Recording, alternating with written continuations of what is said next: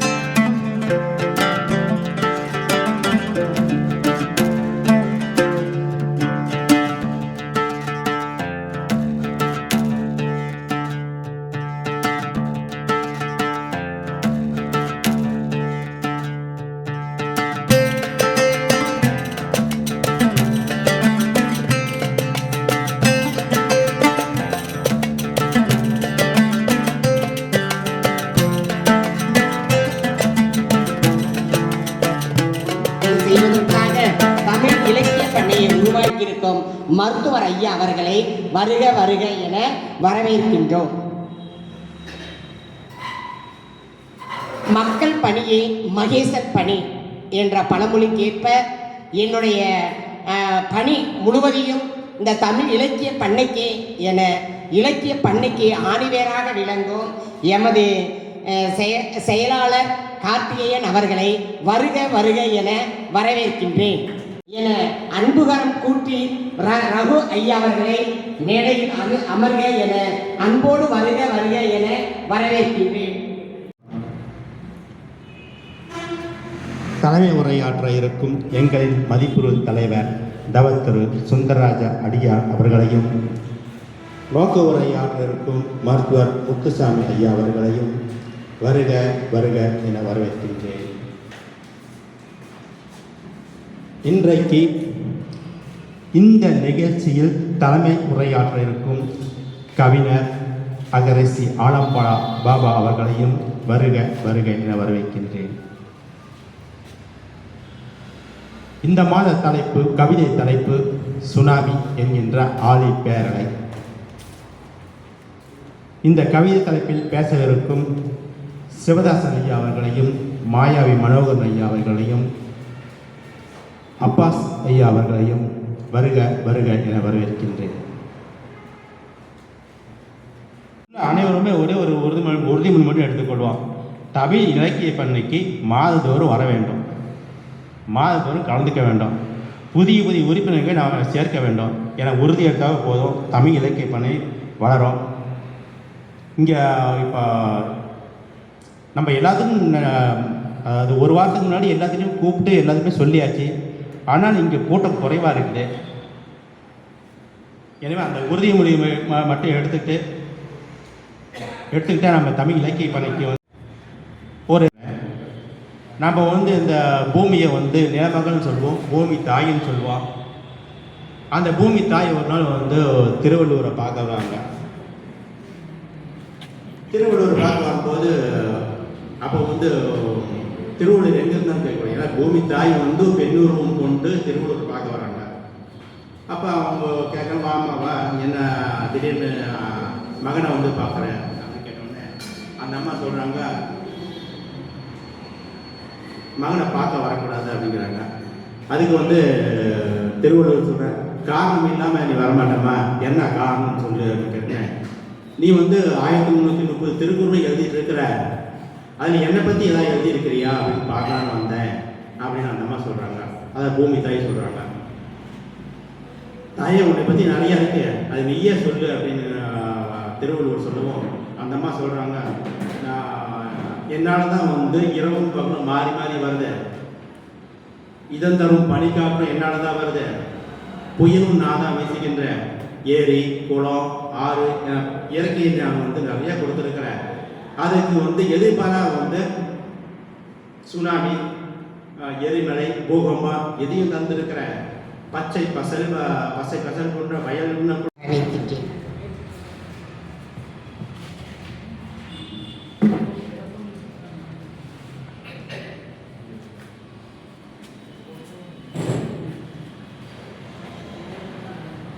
திருச்சிற்றம்பலம். உலகெல்லாம் உணர்ந்து ஓதற்கு அறியவன், நிலவுலாவிய நீர்மலி வேணியன், அலகில் சோதியன் அம்பலத்து ஆடுவான், மலர்ச்சிலம்படி வாழ்த்தி வணங்குவான்.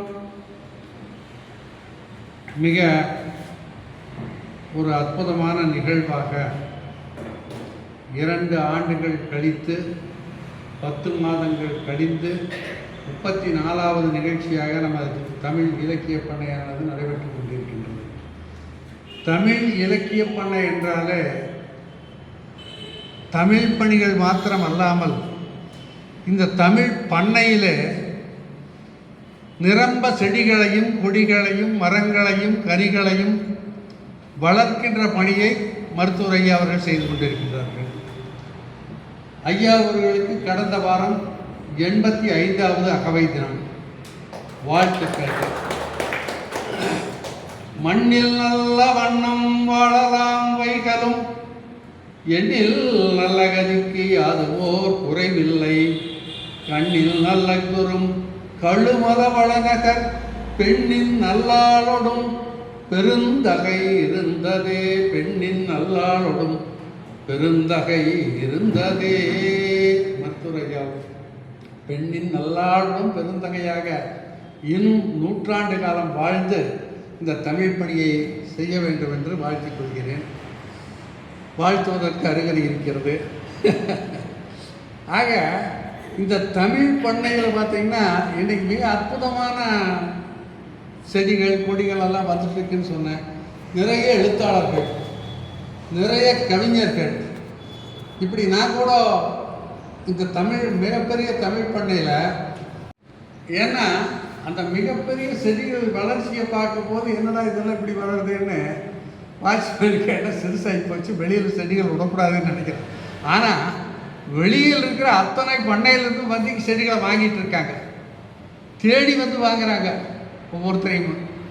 ஆக இப்படிப்பட்ட ஒரு மிகப்பெரிய ஒரு தமிழ் பண்ணை, ஏன்னா இங்கே இருக்கிற செடி எல்லா பக்கம் போகுது, எல்லா பண்ணைகளுக்கும் போகுது, எல்லா பண்ணைகளையும் வளர்த்துது. ஆக இப்படிப்பட்ட பணியை செய்கின்ற இந்த தமிழ் இலக்கிய பண்ணை பல்லாண்டு காலம் இன்னும் வாழ வேண்டும், வளர வேண்டும். ஏனென்றால் இங்கே இப்போ இந்த மாதம் பார்த்தீங்கன்னா கொஞ்சம் நிறைய புதுசாக இருக்கிற தம்பிகளை எல்லாம் பார்க்குறோம். நான் இது வரைக்கும் இளைஞர்களை பார்க்கலையேன்னு ஒரு வருத்தத்தில் இருந்தேன். வயசான நாளைக்கு தான் வாரம் 4 பேர் பேசுகிறோம் போயிடுறோம். நான் உங்களையெல்லாம் பார்க்கும்போது ரொம்ப மகிழ்ச்சியாக இருக்குது. ஏன்னா உங்களை போன்றவர்கள் இந்த இலக்கிய பண்ணைக்கு வர வேணும், நிறைய தெரிஞ்சுக்கணும். இந்த உலகத்தில் வந்து கட்டுறது கைமண் அளவு, கல்லாதது உலக அளவு. அப்படி நாம் தெரிஞ்சுக்கணும். நம்ம எல்லாருமே தமிழ் படிச்சிருக்கிறோம், எல்லாம் படிச்சிருக்கிறோம், பல்வேறு மொழிகள் தெரிஞ்சவங்க இருக்காங்க. இப்போ திடீர்னு இப்போ ஐயா மாதிரி இருக்கிறவங்க ஒரு அரபில் இருக்கிற ஒரு எழுத்துக்களை கொண்டு வந்து ஒரு புத்தகத்தை நம்ம கையில் கொடுத்தாங்கன்னா தெரியலையேங்கிறோம். இப்போ நம்ம தாத்தா பாட்டிங்க அந்த காலத்தில் கைராக வைக்கும்போது பார்த்தீங்கன்னா என்னடா அவனுக்கு புத்தியில் கைராக வச்சுருக்கிறாங்கிறோம். இப்போ நமக்கு அந்த மொழி தெரியுதா? தெரியாது. இப்போ ஜெர்மனி இருக்குது, வெளிநாடுகள் இருக்குது. இந்த நாடுகளுக்கு போகிறவங்களே என்ன சொல்கிறான்னு அந்த நாட்டில் இருக்கிறவன் முதல் வந்து எங்கள் மொழியை படி, எங்கள் மொழியை படிச்சிங்கன்னா தான் அந்த நாட்டில் இருக்க முடியும். திருமணம் பண்ணிட்டு நம்ம நண்பர் பொண்ணை கூட்டிகிட்டு அங்கே போகும்போதே முதல்ல இங்கேயே வகுப்புக்கு போய் ஜெர்மனியெல்லாம் படித்து அங்கே போய் பரீட்சை எழுதி பாஸ் பண்ண ஒரு தான் அவங்களுக்கு அங்கே குடியுரிமை கொடுத்துருக்காங்க. அந்த தம்பி ஜெர்மனி நாட்டில் மிகப்பெரிய ஒரு நிலை ரோபோட் செய்கிறாரு கோயம்புத்தூர்கார்.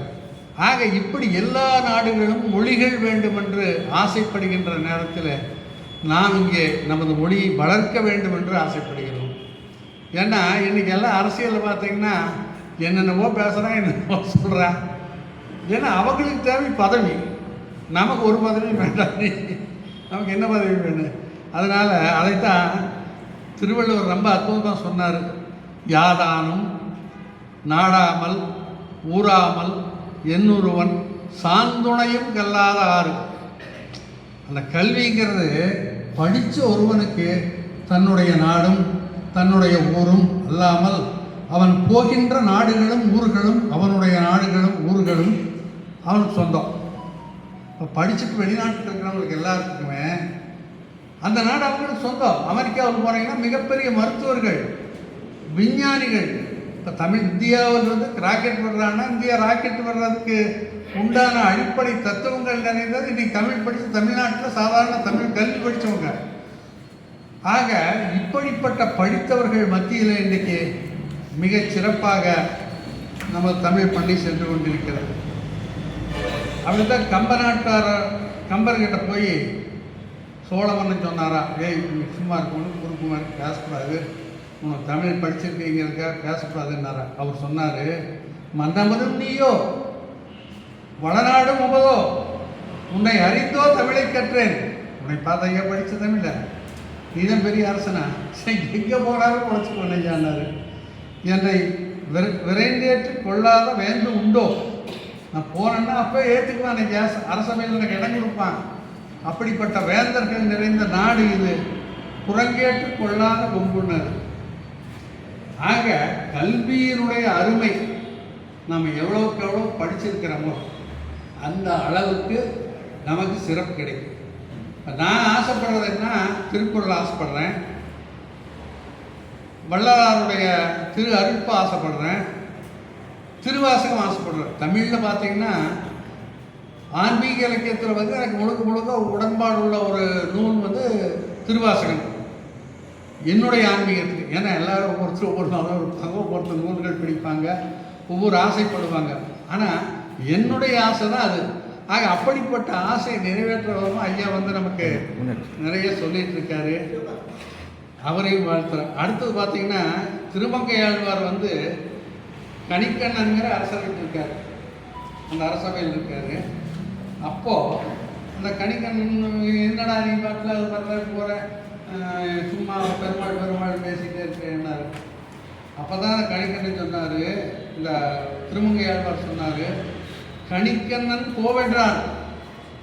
கணிக்கண்ணன் என்ன சொல்கிறான்? பொய்யா நீங்கிறான். காமரு பூங்கச்சி மணிவண்ணா நீங்கே இராது. மணிவண்ணன்னா பெருமாள். நான் பெருமாளை பேசுறதுக்காக நீ வெளியே போன்னு சொல்கிறேன். தீங்கியாக உட்காந்துருக்கிற துணிவுடனே சென்னா புலவன் ஞான் சொல்கின்றேன், சென்னா புலவன் ஞான் சொல்கின்றேன், நீயும் முத்தன் பைனாக பாய் சுருட்டிக்கொள். படுத்திருக்காரு நாயபாம்பு, அந்த பாம்பை சொல்லிட்டு வாயே போதா, இவங்கிட்ட நமக்கு என்ன வேலையிட்டாரு. ஆக இப்படிப்பட்ட அறிவுமிக்கவர்கள் ஐயா பார்த்தீங்கன்னா திருக்குறள் எங்கே பார்த்தாலும் பேசுகிறாரு, எங்கே பார்த்தாலும் சொல்கிறாங்க.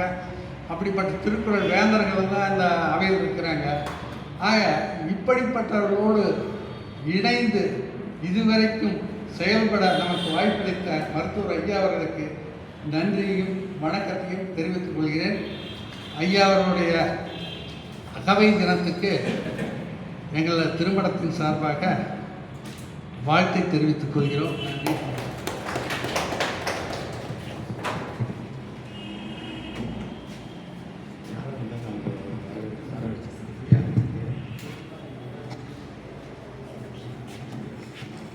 தங்கவேல் ஐயா அவர்களை வருக வருக என வரவேற்கின்றேன்.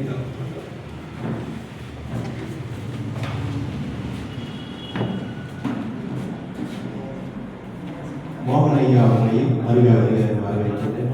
மகன் ஐயா அவர்களையும் வருக வருக வரவேற்கின்றேன். திருக்குறள் ரங்கசாமி ஐயா அவர்களையும் வருக மற்றும் ரங்கசாமி ஐயா அவர்களையும் வருக வருக என வரவேற்கின்றேன்.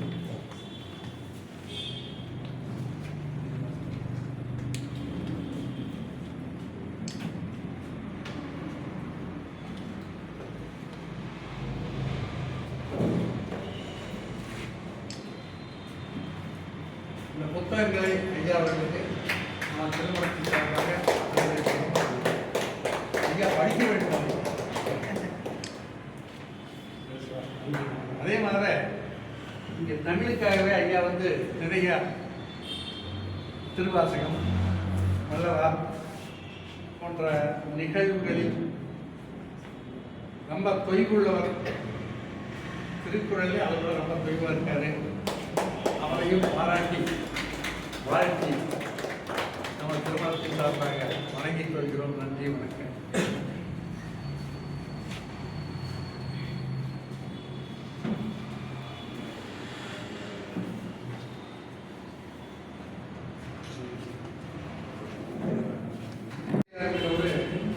அது உரையோட வெளியிட்டிருக்காரு. அதைத்தான் நான் படிச்சிருக்கேன். இந்த பாடல்களால் நல்லா வந்துருக்கேன். இது இப்போ வந்து அச்சில் வந்திருக்கு, 2 பகுதி அச்சில் இருக்கு. தேவைப்படுறவங்க வாங்கிக்கலாம். அன்னைக்கு காவலர்னு சொன்னீங்க இல்லைங்க, நீங்கள் பாதுகாவலர். காவலர் கிடையாது, பாதுகாவலர். அதில் அழகிய மலர்கள் செடிகள் பூத்து குலுங்கி வெளியே மக்கள் எடுத்து செல்கிறார் அப்படின்ற அந்த பெருமை உங்களுக்கே சாரும். அவ்வளோ வளமையான ஒரு பூச்செடி வளருதுன்னா அது நல்ல ஆரோக்கியமாக இருக்கணும், செழுமை நிறைந்த வளமான செடியாக இருக்கணும். அவ்வளோ வளமையான செடிகள் எல்லாமே தமிழ் இலக்கிய பண்ணையிலிருந்து எடுத்துகிட்டு போகிறாங்க அப்படின்னா கட்டாயம் மருத்துவர் ஐயாவுக்கும் தவத்திரு ஐயா சுந்தரராஜ் ஐயா அடிகளுக்கே சாரும். நன்றிங்க ஐயா. ஐயாவுக்கு நீங்கள் மருத்துவர் ஐயாவுக்கு ஒரு அன்பு கட்டளை கொடுத்தீங்க. கட்டாயம் அந்த புத்தகத்தை ஐயா படிப்பாருங்கய்யா. ஐயா சார்பில் நான் உங்கள்கிட்ட சொல்லிடுறேங்க. நீங்கள் பேசியமைக்கு மிக்க நன்றியா. நிறைய இளைஞர்களை பார்த்தீங்க, சந்தோஷப்பட்டீங்க. அந்த இளைஞர்கள் தொடர்ந்து வருவாங்க. நீங்கள்லாம் இந்தியாவுடைய வருங்கால தூண்கள். தமிழுடைய இலக்கிய பண்ணையின் வேர்கள் நீங்கள்லாம் கட்டாயம் அத்தனை பேர் வாங்க. உங்களை வருக வருக என நான் வரவேற்கின்றேன். அதுக்கடுத்து எமது மருத்துவ ஐயா, அதாவது தன்னுடைய சேவை மருத்துவ சேவை, ஆங்கிலம் படித்தவர். நம்ம எந்த மொழியில் படித்தோமோ நம்ம என்ற அன்போடு இலக்கிய பண்ணையின் சார்பாக அழைக்கின்றோம். தமிழ்ச்செல்வி அவர்களை வருக வருக என வரவேற்கின்றேன்.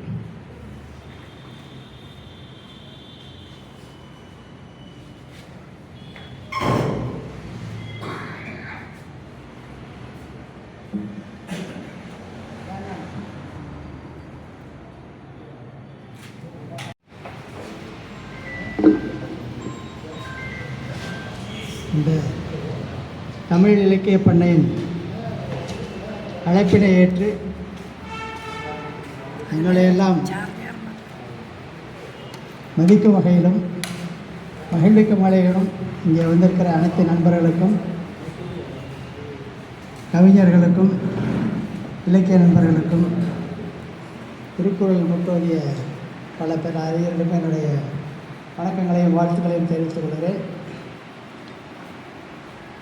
திரு சுந்தரராஜ அடிகளார் எனக்கு அகவை நாள் வாழ்த்து கூறினார்கள். ஒரு அழகிய காவி பொன்னாடையை போற்றினார்கள். அதற்கு என்னுடைய மகிழ்ச்சியையும் நன்றியையும் தெரிவித்துக் கொள்கிறேன்.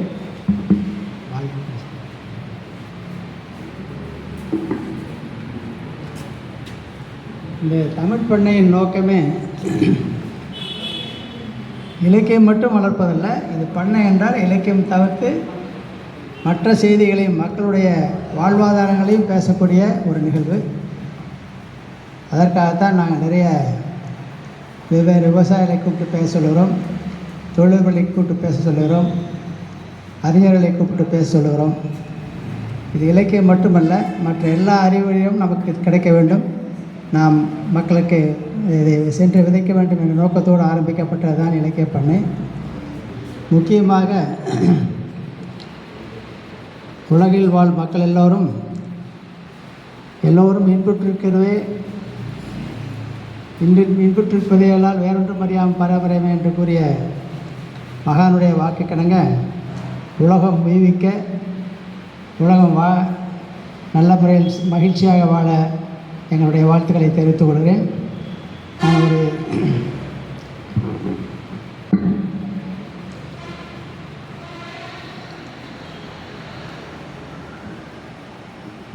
நல்ல நோக்கங்களை, நல்ல கருத்துக்களை மக்களிடையே பரப்ப வேண்டும் என்ற ஆர்வத்தோடு ஆரம்பிக்கப்பட்ட இந்த இலக்கிய பண்ணையில் இன்று நிறைய புதிய நண்பர்கள் வந்து அமர்ந்திருக்கிறார்கள். தயவுசெய்து உங்களை நீங்களே அறிமுகப்படுத்திக் கொண்டால் நன்றாக இருக்கும் என்று கேட்டுக்கொள்கிறேன். ஐயா கணேஷ் அவர்கள்.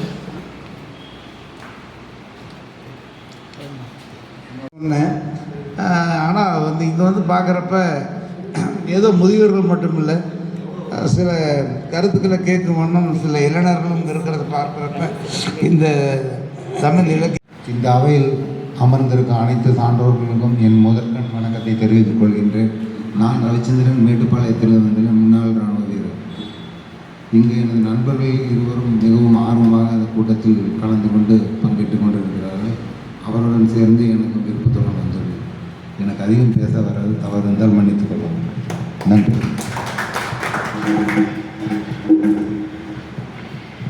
உங்களுக்கெல்லாம் என்னுடைய நன்றி. சம்பாதித்து சேர்க்கும் செல்வம் எல்லாம் நிலைக்காது போகும்போது மட்டுமல்ல, அது போகும்போது நம்மை மேலும் பலமுறை அள வைத்து கொண்டு போகும்.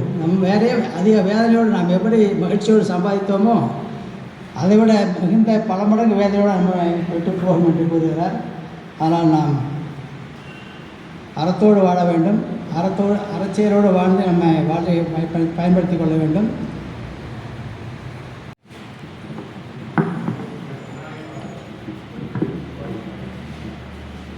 அன்பை வளர்க்கும் தாய்மொழி வாழ்க,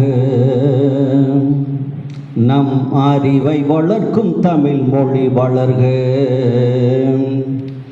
அறத்தை வளர்க்கும் செம்மொழி வாழ்க, அறத்தை வளர்க்கும் செம்மொழி வாழ்க, நம் உறவை வளர்க்கும் செந்தமிழ் வளர்க, நம் உறவை வளர்க்கும் செந்தமிழ் வளர்க.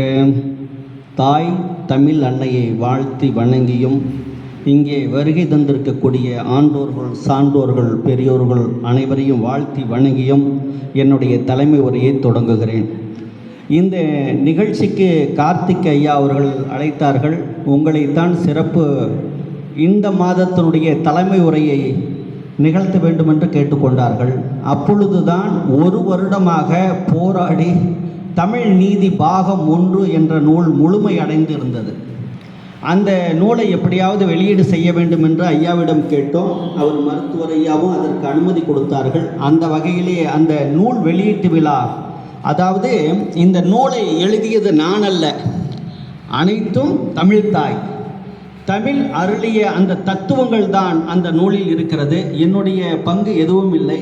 நான் ஒரு கருவியாக இருந்த அந்த நூலை இயற்றியிருக்கிறேன். ஆகவே அது ஒரு தொகுப்புரை தான். அதை வாங்கி படித்து பயன்பெறுமாறு கேட்டுக்கொள்கிறேன். அதாவது அந்த கவிதை எழுதக்கூடிய பழக்கம் எனக்கு எப்படி தொடங்கியது என்று சொன்னால், நான் ஒரு 10ஆம் வகுப்பு படித்து கொண்டு இருக்கும்போது ஒரு நிகழ்வு நடந்தது. அந்த கிராமங்களில் அறிவொளி இயக்கம் நடந்து கொண்டிருந்தது. பக்கத்தூரில் அறிவொளி இயக்கத்தில் நேரு இளைஞர் மன்றம்னு சொல்லிட்டு அங்கே பல கல்லூரி மாணவர்கள்லாம் வந்து சேவை செய்வாங்க. அந்த கிராம நலத்திட்டங்களை சேவை செஞ்சுட்டு இருந்தாங்க. அந்த வகையில் பார்த்தீங்கன்னா அங்கே மாலையில் கலை நிகழ்ச்சி நடக்கும். கலை நிகழ்ச்சி நடக்கும்போது என்னோடு படிக்கக்கூடிய அந்த ஊர் மாணவர்கள் என்ன செய்வாங்கன்னு சொன்னால், சினிமா பாடல்கள் பாடிட்டு இருப்பாங்க.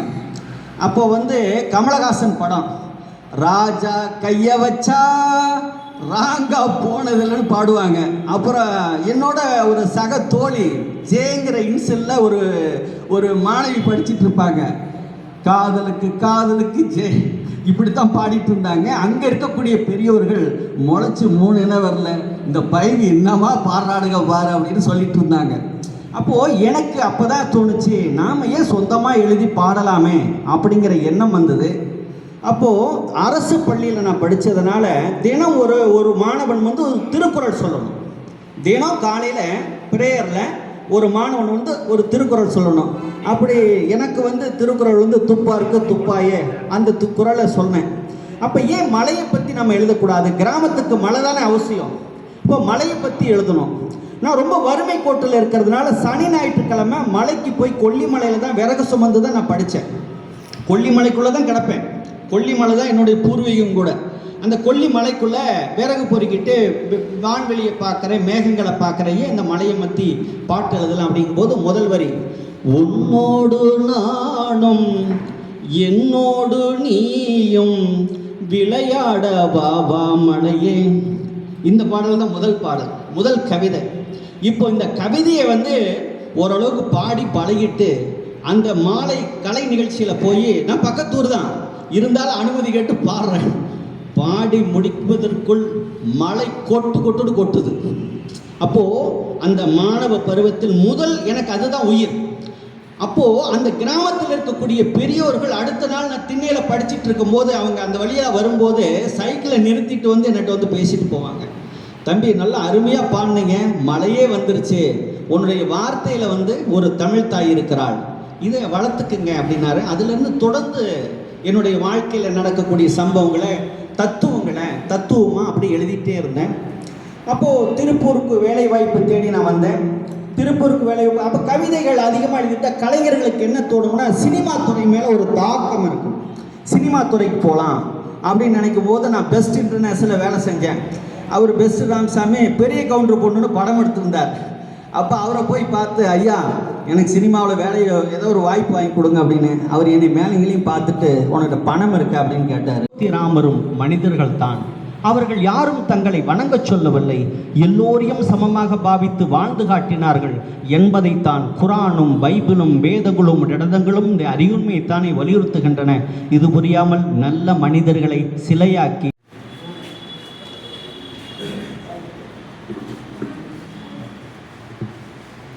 புகழ் அனைத்தும் ஒருவனுக்கே. இன்றைய தினம் கவிதை வாசிகள் சுனாமி ஆழிப்பேரலை என்ற தலைப்பில் கவிதை வாசி வந்திருக்கிறேன். ஓ சுனாமியே, பேராசையின் உச்சகட்டம், பேரழிவு ஆக்கிவிட்டாய். பெருநகரம், விவசாயம், கண்ணில் பட்டதெல்லாம் கொண்டு சென்றாய். பேரின்பம் கொண்ட எங்களை நீயோ பிரநஷ்டமாக்கி விட்டாய். யார் செய்த பாவத்தை பலங்கொண்டு நீ சுத்தம் செய்தாய், கொண்டும் சென்றாய். மீதமுள்ள மாந்தரெல்லாம் நல்லவர் என்று நினைத்தாயோ, இல்லை நல்லவரை மட்டும் நீ தனியே எடுத்து சென்றாயோ? பாருள்ளவரை பாடம் புகற்ற படிப்பினை தந்துவிட்டாய். ஏமாற்றம் உனக்கின்றி எங்களுக்கு ஒன்றுமில்லை, நாங்கள் திருந்தாத ஜென்மங்கள். நன்றி. புகழ் பேச்சாளர் எமது குரு அவர்களை கவிதை வாசிக்க தங்கவேல் ஐயாவை வருக வருக என அழைக்கின்றோம்.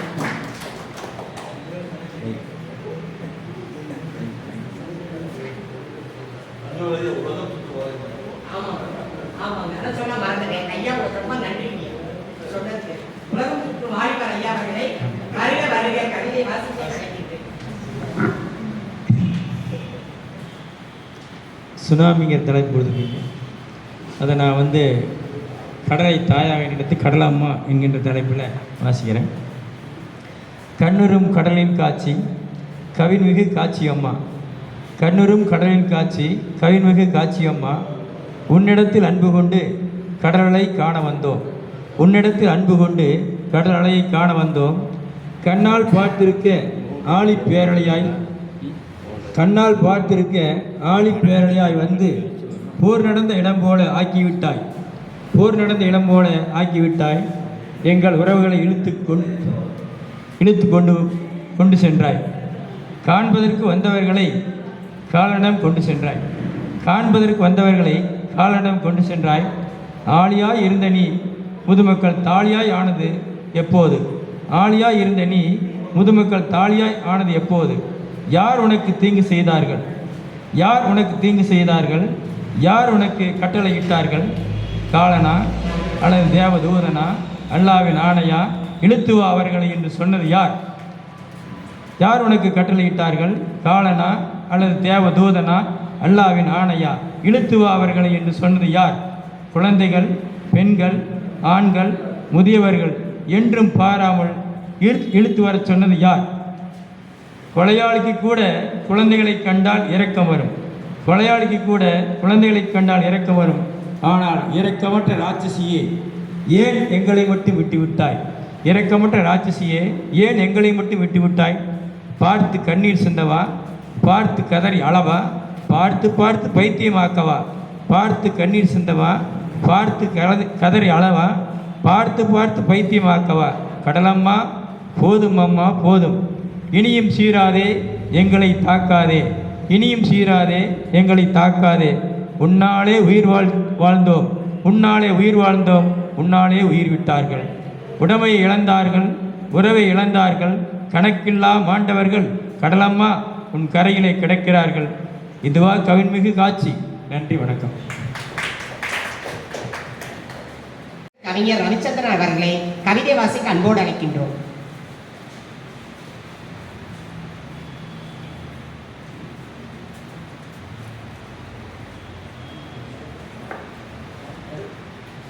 பூமி பங்கை 4ஆக்கி 3 பங்கை எடுத்துக்கொண்டார். மீதமுள்ள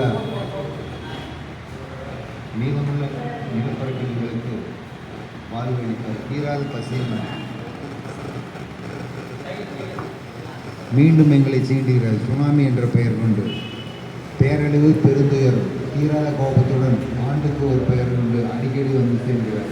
என் தேவை எதுவென்று தெரியாத மீதமுள்ள மனிதன்.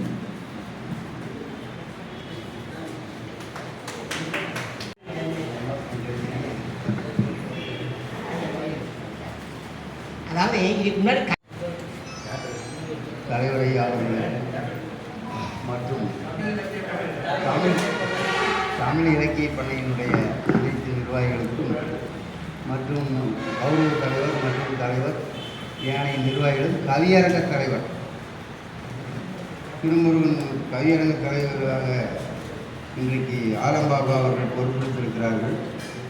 இதுபோல சுனாமி இல்லைங்களா? சுனாமிங்கிறது வடமொழியோ தமிழ் மொழியோ தெரியாது.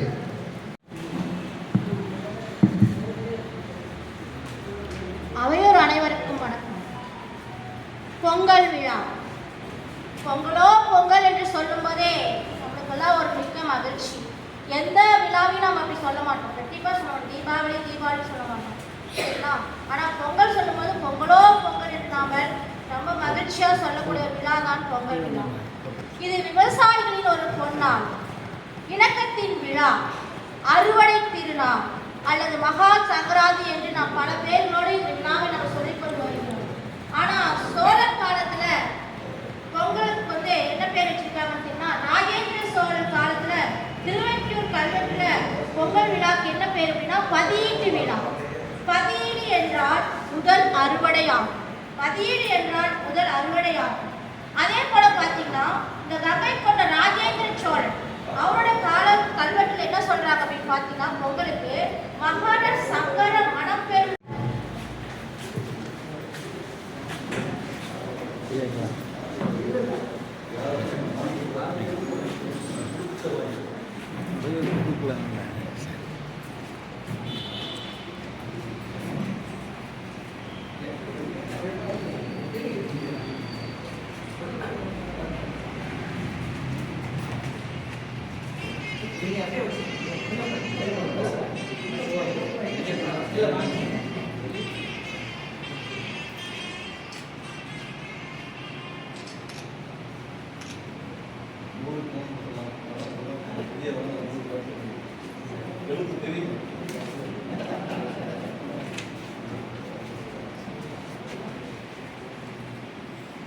நூல் வெளியீட்டு அவன் ஒரு புகழ்கதை.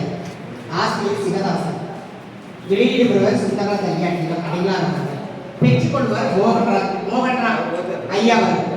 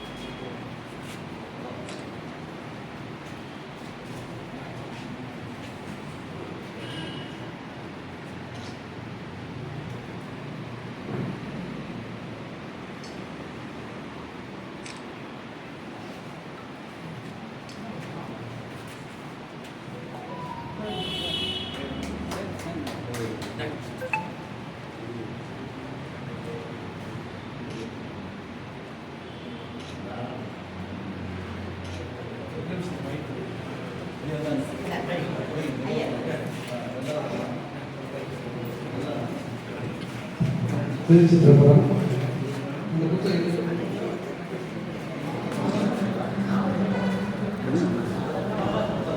ஐயா அவங்க சிவதாசன் ஐயா அவங்க அந்த வயது சிறப்பான முறையில் இந்த நூலை ஐயா வெளியேற்றிருக்காங்க.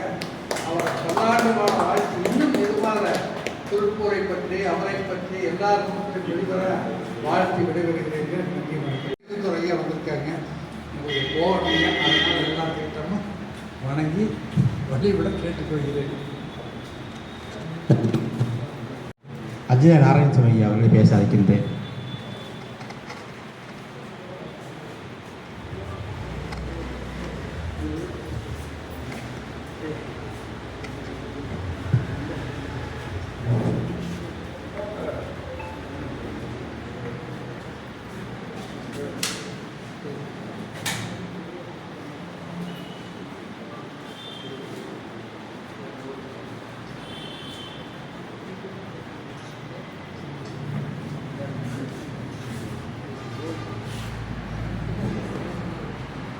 எல்லாருக்கும் காலை வணக்கம்.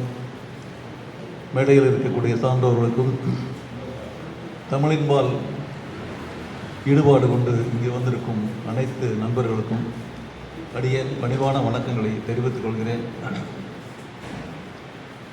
இன்றைக்கி மார்கழி மாதம். கொஞ்சம் முடிஞ்சால் ஐயா திருவாச புஸ்தகம்லாம் கொடுத்தாரு. முடிஞ்சால் திருவாசத்தில் ஏதாவது சும்மா படித்து பாருங்கள் சார். அந்த மாதிரி கோயிலுக்கு போகிறோம், சாமி போடுறோம், இறைவனுக்கும் நமக்கும் ஒரு கனெக்ஷன் கொடுக்கறது திருவாசகம். வாய்ப்பு இருந்ததுன்னா ஏதாவது ஒரு பாட்டாக படிங்க.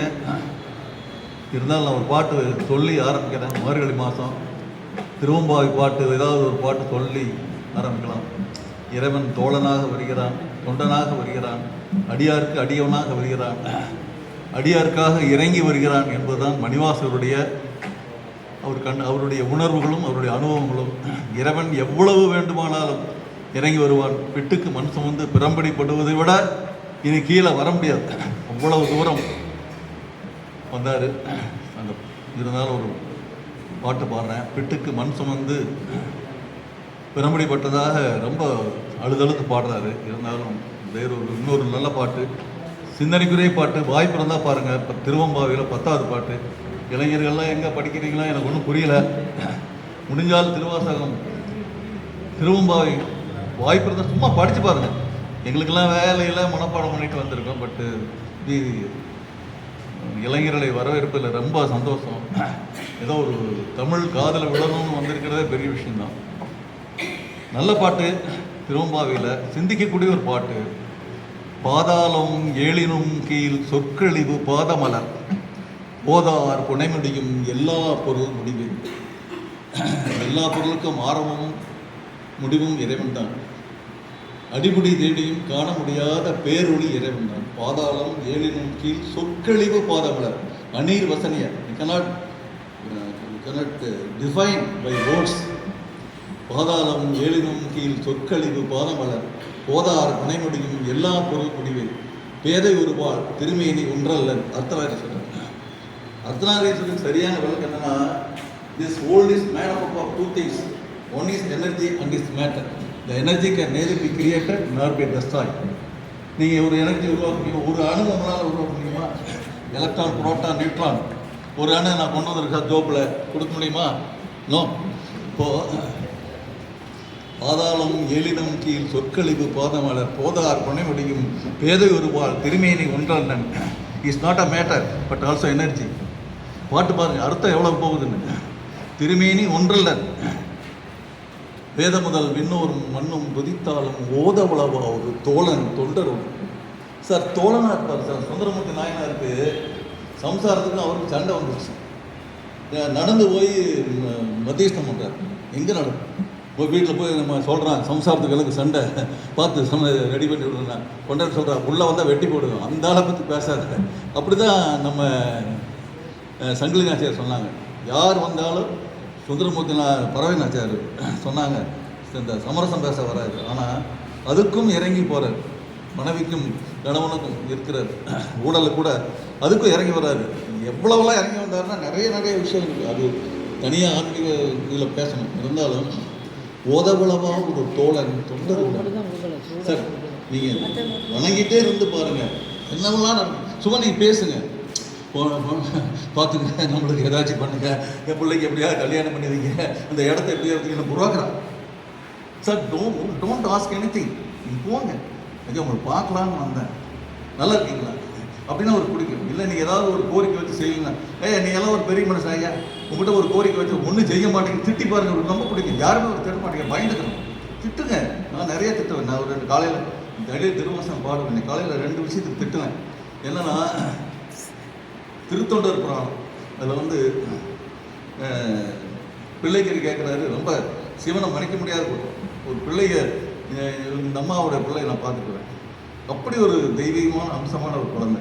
அதை போய் வெட்டி எனக்கு கொடுங்க. அந்த ஆளுக்கு மன்னிக்க முடியாது சிவனை. என்ன வேணாலும் நினச்சிப்பாரு. நான் காலையில் தின்ன, ஐயா நீ எல்லாம் ஒரு பெரிய ஆள் ஐயா, போய் பிள்ளைக்கு கேட்டேன். ஆனால் அதில் ஒரு பெரிய செய்யலாம் சார். இன்றைக்கி நல்லா இருந்தால் நாளைக்கு நல்லா தான் இருப்போம். இன்றைக்கி சரியில்லைன்னா என்றைக்குமே சரி இருக்காது. கல்யாணம் ஆனது இந்த நாய் கூட அழுதுகிட்டே இருக்கிற திருந்தவே இல்லை. அது மாதிரி தான் ஒருவனிடம் தர்ம சிந்தனை இருக்கும் பொழுது அந்த தர்மமே அவனை எதிர்கொள்ளும். அவன் எதிர்காலத்தையும் பார்த்து கொள்ளும். ஏனென்றால் ஒரு மனிதன் எத்தனை பிரார்த்தனை செய்தாலும், எத்தனை மந்திரங்களை உருவேற்றினாலும், எத்தனை அபிஷேகங்கள், ஆராதனைகள், யாகங்கள் செய்தாலும் கூட அவனிடம் உதவும் குணம் இல்லை என்றால் இறையறலை ஒரு காலத்திலும் பெற முடியாது. ஒரு மனிதன் இறையறலை பெற வேண்டுமென்றால் இறை நம்பிக்கை இல்லாவிட்டாலும் பரவாயில்லை, தர்ம குணமும் பிறருக்கு உதவும் குணமும் தானமும் இருந்துவிட்டால் போதும். இவன் இறையை தேட வேண்டியதில்லை, இறை இவனை தேடி வந்துவிடும். எவன் அதிக அளவு தர்மம் செய்கிறானோ அவனிடம் இறைவனே வந்து கையேந்தும். நன்றி, வாழ்த்துக்கள், வணக்கம். தேசத்தின் ஆணிவேர் என்ற தலைப்பில் மோகன்ராம் ஐயா அவர்கள் இப்பொழுது நம்மளுடன் பேச வந்துள்ளார். வாருங்க ஐயா.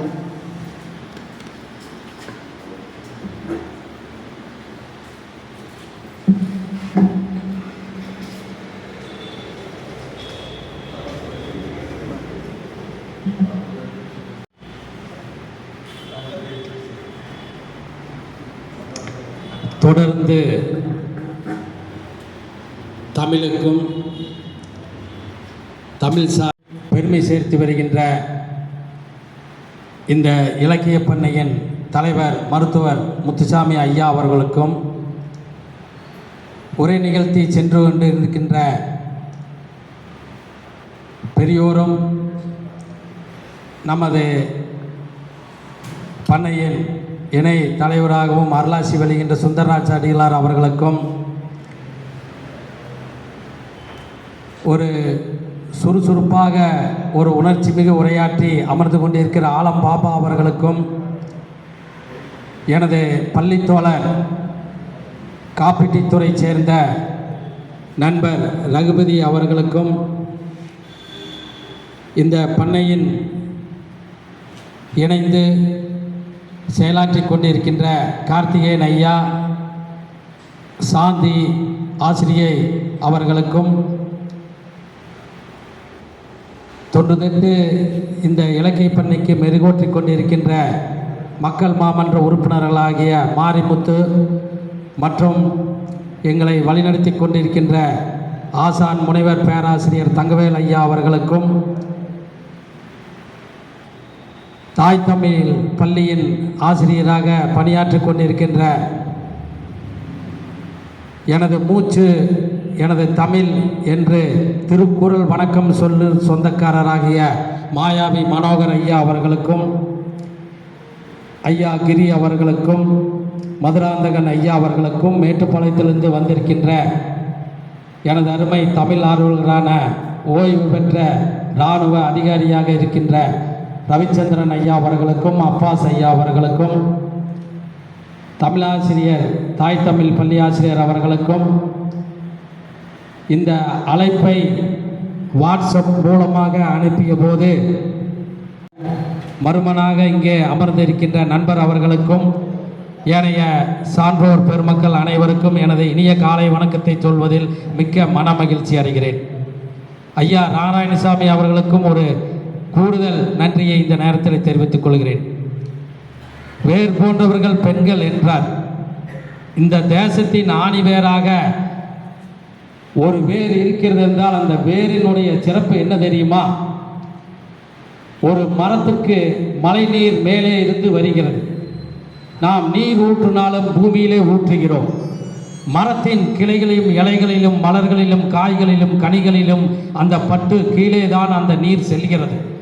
அந்த நீரானது வேர் மூலம் உறிஞ்சப்பட்டுத்தான் கிளைகளுக்கும் மலர்களுக்கும் கனிகளுக்கும் ஒரு உயிராக பரவுகிறது. அத்தகைய வேர் போன்றவர்கள் நமது சான்றோர் பெருமக்கள், குரு என்று சொல்கிறோம், ஆசிரியர்கள் என்று சொல்கிறோம், பெற்றோர் பெருமக்கள் ஆகிய அவர்களையும் நாம் சொல்கிறோம். இந்த நேரத்தில் அவர்களுக்கு நாம் தான் நன்றி தெரிவிக்க வேண்டும். அந்த வேர் போன்றவர்கள் மாதா பிதா குரு தெய்வம் என்று சொல்கிறோமே, குருமார்கள் நமக்கு வேதமும் கல்வியும் அளித்தவர்கள் மட்டும் அல்ல, இந்த மண்ணின் மைந்தனாக இந்த வீர திருமனாக இருந்து இந்த நாட்டுக்கு உயிர்த்த தேச தியாகிகளும் வேறு போன்ற பெருமக்கள் தான் என்பதை இந்த நேரத்தில் உறுதிபட சொல்கிறேன். அந்த இனிய நேரத்திலே வேறு போன்றவர்கள் என்ற பல லட்சக்கணக்கான ஆயிரக்கணக்கான மக்கள் ஒரு மாமனிதனாக இந்த தேசத்துக்காக விடுதலைக்கு வித்திட்டவர்கள் உண்டு. அதிலே ஒரு குறிப்பாக இந்த நேரத்தில் பாரதியை பற்றி ஒரு சில விஷயங்களை இங்கே பகிர்ந்து எனது சிற்றுரையை முடிக்கிறேன். பாரதியாரை பற்றி கூட யாரும் பேசாத ஒரு நிகழ்வு இருக்காது என்பது உங்களுக்கு அனைவருக்குமே திண்ணம். அந்த அடிப்படையிலே பாரதியினுடைய கவிதைகள், பாரதியின் எழுதிய கவிதைகள், கட்டுரைகள், நாவல்கள் ஒரு எடுத்து நீங்கள் அறிந்திருப்பீர்கள்.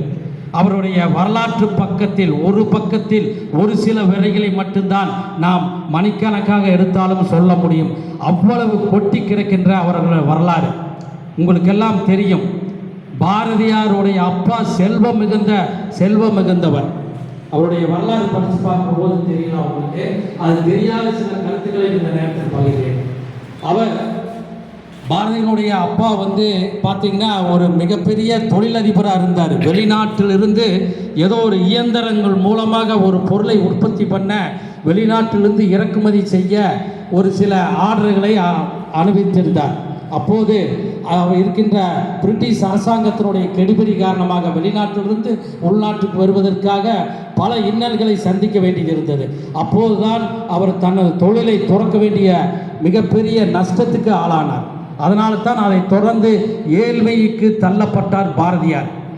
பாரதியார் 39 வயதிலே மறைந்தாலும் கூட அவர் இன்று 144வது பிறந்த நாள் போன 11ஆம் தேதி என்று நிகழ்வு திருப்பூரில் நடைபெற்றது. 144 ஆண்டு அவருடைய பிறந்த தினம் கொண்டாடப்பட்டது. பாரதியார் ஒரு தீர்க்கதரிசி மட்டுமில்லை, அவருடைய வரலாற்று பகுதியை நாம் புரட்டி பார்த்தால் பெண் விடுதலையை பற்றி உங்களுக்கு எல்லாம் தெரிந்திருக்கிறோம். முதலாக தன்னுடைய மகளை பள்ளியில் சேர்க்கிறார். அந்த பள்ளிக்கூடத்துக்கு போகிறாரு. எல்லாரும் ஆச்சரியப்படுறாங்க. எல்லா மாணவர்கள் இருக்காங்க குடிமி வச்சுட்டு, இவர் பிள்ளைய துணிந்து சேர்த்த போகிறார். அப்போல்லாம் பார்த்தீங்கன்னா பள்ளிக்கூடத்தில் யாருமே பெண் குழந்தைகளை சேர்த்தாத ஒரு காலகட்டம். துணிந்து, ஏமா நீ சந்தோஷம்தானே இருக்கிறீனோன்னு அந்த பொண்ணு இருக்கிறாங்கிறான். மாணவர்கள்லாம் அச்சத்தில் பார்க்குறாங்க. என்னுடைய மகள் உங்களுடன் சேர்ந்து படிக்க ஆரம்பிக்கிறாள் என்று துணிச்சலாக சொன்னவர், சேர்த்துனவர். அது மட்டும் இல்லை, தன்னுடைய மனைவியை, அப்போ யாருமே வீதியில் நடந்து போன நம்ம மனைவி பின்தொடர்ந்து தான் வருவார்கள். இவர் ஆணாகிய கணவன்மார்கள் முன்னே செல்வார்கள். ஆனால் தன் மனைவியை கைப்பிடிச்சு கூட்டிகிட்டு போய் நீ தைரியமாக வா அப்படின்னு கூட்டிகிட்டு போனவர். அவருடைய எழுத்துக்கள் உலக புகழ் பெற்று இன்று இருக்கின்றன. ஒரு கட்டத்தில் அவர் ஒரு ஆங்கில நாவல் ஒன்று எழுதியிருந்தார். அந்த எழுதுகிறப்போ அவருக்கு ஒரு திடீர்னு ஒரு 1000 பிரதி கேட்டு ஒரு ஆர்டர் வருது பாருங்கள், ஒரு ஆங்கில நாவலுக்கு. அப்புறம் ஒரு ஆர்வலர் துணையாளருக்கு சொல்கிறாரு, இந்த மாதிரி ஐயா உங்களுக்கு ஒரு 1000 பிரதி கேட்டு ஒரு ஆர்டர் வந்திருக்குதுங்க, தபால் வந்திருக்குது அப்படிங்கிறார். என்னென்னு படிங்கிறார். எதுக்கு கேட்டிருக்கேன்? ஆங்கில நாவலுக்கு. அப்படியா, இதை கொண்டான்னு சர்ன்னு கிழிச்சு போடுறாரு. ஏயா நான் எனக்கு நேரம் கிடைக்கிற போது, ஃப்ரீயாக இருக்கிற போது, ஓய்வு இருக்கிற போது நான் அந்த நாவல் எழுதினேன். எத்தனையோ தமிழில் எழுதியிருக்கிற, அது கிடைக்காத ஆர்டர், இந்த ஆர்டர் தேவையில்லை, எனக்கு வேண்டாம் அப்படின்னு கிழிச்சு போடுறாரு. எப்படிப்பட்ட தமிழ் ஆர்வம் பாருங்க அவருக்கு. அதே போல அந்த தமிழுக்கு மகுடமாக இருந்தார். அவருடைய வீட்டில் பார்த்தீங்கன்னா பலவையான வீட்டில் இப்போ அவர் போர்டிலேயே எழுதி போட்டிருக்கிறார், உலகத்திலேயே நமக்கு மிக அழகான பெண்கள் தமிழச்சிகள் என்று முதலாக சொன்னவர். அது மட்டும் இல்லை, அந்த அவருடைய வார்த்தைகள் புரட்சி, தேசியம், விடுதலை, பெண் உரிமை, பொது உரிமை, தமிழ்நாடு என்ற இந்த வார்த்தைக்கு சொந்தக்காரராக இருந்தார். முதலே எப்படி சிக்காகோ மாநகரிலே அவர் சுவாமி விவேகானந்தர் பெரிய மாநாட்டில் போது சகோதர சகோதரிகளே என்று உரைத்து இன்றளவும் புகழ்பெற்று பேசப்படுகிறோமோ, அதே போல பாரதி புரட்சி என்ற வார்த்தை தான் அனைத்து சமூக ஆர்வலர்களும் பின்பற்றுகிறார்கள் என்பதை நாம் மறந்துவிடக்கூடாது. அத்தகைய போது பார்த்த போது 39 வயதில் இவர் இறந்தது ஒரு துரதிருஷ்டவசமானது. இவர் ஒரு யானையினுடைய அடிபட்டு அதுக்கு முன்பாக காச நோயில் வயிற்றுப்போக்கில் மிகவும் கஷ்டப்பட்டார். அப்போ துணிச்சு அவருக்கு இருக்கிற, அவர் பாரதியினாலே பயங்கரமான துணிச்சல், ஒரு மீசையோடு முறுக்கோடு தான் இருப்பார். ஒரு கட்டத்திலே ஒரு வீட்டுக்கு வாடகை வீட்டில் தான் இருந்தார். இவருடைய பாட்டை பார்த்தீங்கன்னா இவருடைய துணிச்சலை பார்த்துட்டு, இவருடைய தமிழ் ஆர்வத்தை பார்த்துட்டு இவருக்கு மேற்படிப்பு, அதாவது திருநெல்வேலி எட்டயபுரம் மாவட்டத்திலிருந்து திரும்ப சென்னை படிக்க முடியாத சூழல் போது அவருடைய பாட்டி தன்னுடைய பூர்வீக வீட்டை 200 ரூபாய்க்கு அடமானம் வச்சு இந்த பாரதிக்கு படிப்போன்னு. அப்போவே பார்த்துக்குங்க எவ்வளவு சிறப்பாக இவர் இருந்திருக்காரு அப்படின்ட்டு. அப்போ ஒரு தடவை வாடகை வீட்டில் இருக்கிறப்போ இவர் வாடகைக்காரர் வராரு, வீட்டு உரிமையாளர் வராரு, உள்ள சல்லுன்னு வராரு. பாரதி உட்கார்ந்துருக்காரு, சல்லுன்னு எந்திரிக்கிறார். ஐயா என்னங்க அப்படின்னு அவர் சத்தம் போடலாம் திட்டலான்ட்டு வர்றாரு. இவர் எந்திரிச்சு நுண்ணனையுமே இவருடைய முகத்தை பார்த்துட்டு கொஞ்சம் கூணிக்கிறியே, ஐயா வாடகை அப்படிங்கிறாரு. அப்போ வாடகையா, எவ்வளவு தர வேண்டும், என்ன கேட்குறீர்கள்? அப்புறம் செல்லம்மா அப்படின்னு மனைவி கூப்பிட்றாரு. என்ன வாடகை கேட்டு வந்திருக்கிறார், என்ன என்று கேள் அப்படின்னு. ஐயா நீங்கள் சொல்லுங்க ஐயா. அப்புறம் 6 மாத வாடகை பாக்கி இருக்குதுன்னு சொல்கிறாரு. மனைவி பார்க்குறாரு செல்லம்மால, ஏம்மா செல்லம்மா 6 மாத வாடகை பாக்கி இருக்குதுன்னு சொல்கிறாரே அப்படியானார். அவர் பொய் சொல்லுகிறார் அப்படின்னு சொல்லி போட்டு 8 மாதம் வாடகை பாக்கி இருக்குது அப்படின்னு செல்லம்மா சொல்கிறார். அந்த மாதிரி அப்புறம் நினைக்கிறார், காளி கொடுப்பால் உன்னுடைய வாடகையை விரைவில் கொடுக்கிறேன் என்று ஒரு மிடுக்காக சொல்லி நகிறார். எதுக்கு சொல்கிறோம் அப்படின்னா அந்த சோகத்தை வாடகையே கொடுக்க முடியாது. ஆனாலும் தமிழ் மேலே ஆர்வத்தில் அந்த மிடுக்கில் வந்த ஆள், ஐயா உங்கள் சௌரியம் போல் கொடுங்க ஐயா அப்படின்ட்டு போயிடுறார்.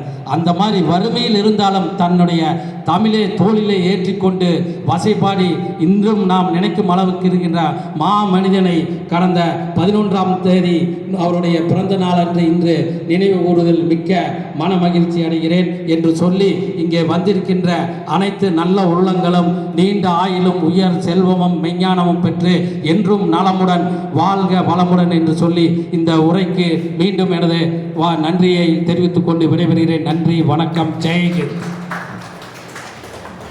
பாரத் பேனர் சிங் முதலீட்டாளர் நகைச்சுவை விருந்து வழங்க வருக வருக என வரவேற்கிறேன். அனைவருக்கும் இனிய மதிய வணக்கம். கேட்குதுங்களா? ஆடியோவில் இருக்கா? மைக் இல்லாமே பேசிக்கலாம் போல இருக்கு. இல்லை கேட்குதுங்களா? கிளியராக இருக்கா? ஓகே. அனைவருக்கும் இனிய மதிய வணக்கம். இந்த தமிழ் இலக்கிய பண்ணையில் விதைக்கப்பட்ட சிறு நாற்று நான் இன்றைக்கி தான் உள்ளே வரேன்.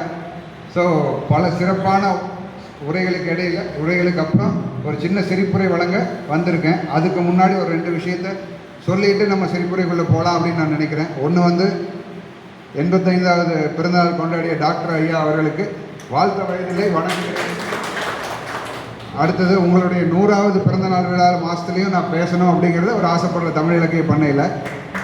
2வது இவங்க டீச்சர் மேடம் வந்து அட்டண்டன்ஸ் எல்லாத்தையும் இது பண்ணாங்க, எல்லாத்தையும் கையெழுத்து வாங்கினாங்க. நான் இங்கே அப்சர்வ் பண்ணதை வச்சே சிலர் சொல்லலான்னு நினைக்கிறேன். யூஸ்வலாக ஸ்கூல்லேயும் டீச்சர் தான் அட்டண்டன்ஸ் எடுப்பாங்க, இங்கே இவங்க தான் அட்டண்டன்ஸ் எடுக்கிறாங்க. ஒரே ஒரு சின்ன மாற்றம் நம்ம பண்ணிக்கலாம்.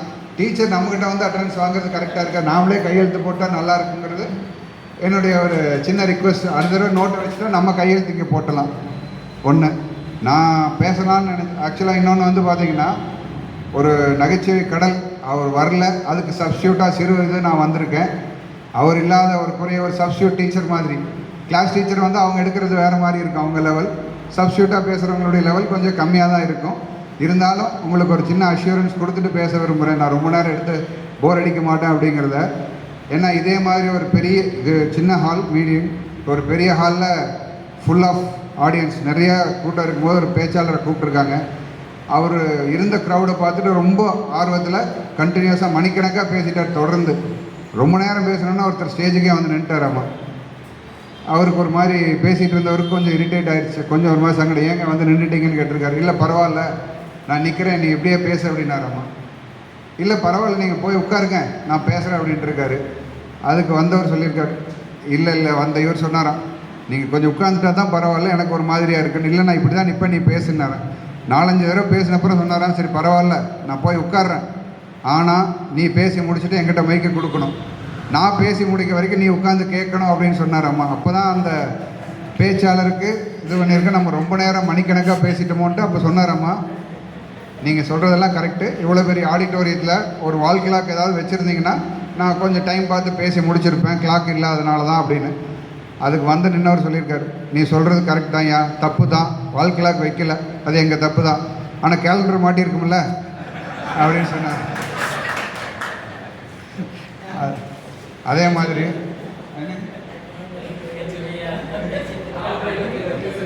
ஓகே அப்புறம் நான் நினச்சிட்டு வந்தது வேறு, எனக்கு இந்த ஃப்ளோர்லேயே நிறையா பேசுகிறதுக்கு வாய்ப்பு கொடுத்துட்டாங்க எல்லோரும், அதை வச்சே பேசிடலாம், நம்ம சொல்கிறத எப்போ வேணாலும் சொல்லிக்கலாம். இப்போ பேசுனவங்களுக்கு இங்கேயே பதில் சொல்கிற மாதிரி இருந்தால் நல்லாயிருக்கும்ன்ட்டு சின்ன நகைச்சுவைகளோடு இதுக்கானதுக்கு வந்துடுறேன்.